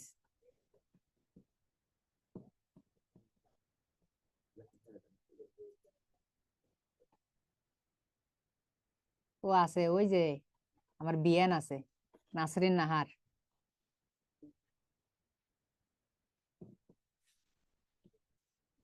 স্যার আসসালামু আলাইকুম, আমাদের কি স্যার হচ্ছে ফিগার অফ স্পিচের জন্য কি স্যার কোনো সাজেশন দিবেন? বা এরকম 100টা কি 200টা এরকম আমাদের পড়তে হবে, এটা স্যার বুঝতেছি না। আপনার তো সিলেবাসে 100-200টা নেই, তা আপনি 100-200টা কি করে পড়বেন? লিটারি না আমি টার্মস আছে। টার্ম, স্যার আমি লিটারি টার্মের কথা বলিনি, আমি ফিগার অফ ও স্পিচের কথা বলতেছি ফিগার অফ মানে। স্পিচ, ফিগার অফ হ্যাঁ হ্যাঁ। স্পিচ আছেই 13টা, ঠিক আছে। আছেই 13-14টা মতো আইটেমস। 13-14টা মতো আইটেমস থেকে তো করতে হবে, তো প্রিভিয়াস কোশ্চেন পড়তে হবে, তারপর কিছু প্র্যাকটিস করতে হবে। এখানে 100-200-র সাথে তো কোনো স্যার আমি ওই প্র্যাকটিসের কথাই বলছি, মানে আপনাদের হচ্ছে অভিজ্ঞতার আলোকে যদি ওইরকম দেন যে এই মানে হচ্ছে কবিতা থেকে আসতে পারে, এরকম আসতে পারে, এর জন্য বলতেছি পাবেন, এটা। পাবেন, সব কবিতার লাইন। পাবেন। এত উতলা হয়ে লাভ নেই, সব পাবেন। ফিগার অফ স্পিচ বইয়ে 14টা, 14টা থাক 15টা থাক, পড়াবো 13টা, ঠিক আছে। সব পাবেন। হিন্দি আচ্ছা, ভালো লাগে? হিন্দি খুব ভালো লাগে ভাই, খুব ভালো লাগে। অনর্গল মনে হয় হিন্দিতেই কথা বলি। Thank you sir. আচ্ছা, থ্যাংক ইউ ভেরি মাচ। এ নাসরিন ম্যাডাম, হ্যালো, যা গেছে। আচ্ছা, যাই হোক। জি স্যার। ও, স্যার শুনতে পাচ্ছি। শুনতে পাচ্ছেন? আপনি কি Yes, sir. কমেন্ট করেছিলেন? আপনার ভাবির ফ্রেন্ড আমি। হ্যাঁ হ্যাঁ হ্যাঁ। ও আচ্ছা, আপনার ভাবিরা আমার সাথে যোগাযোগ করতে বলবেন। হ্যাঁ আমি বলছি ভাবিকে। ও, কি বলে?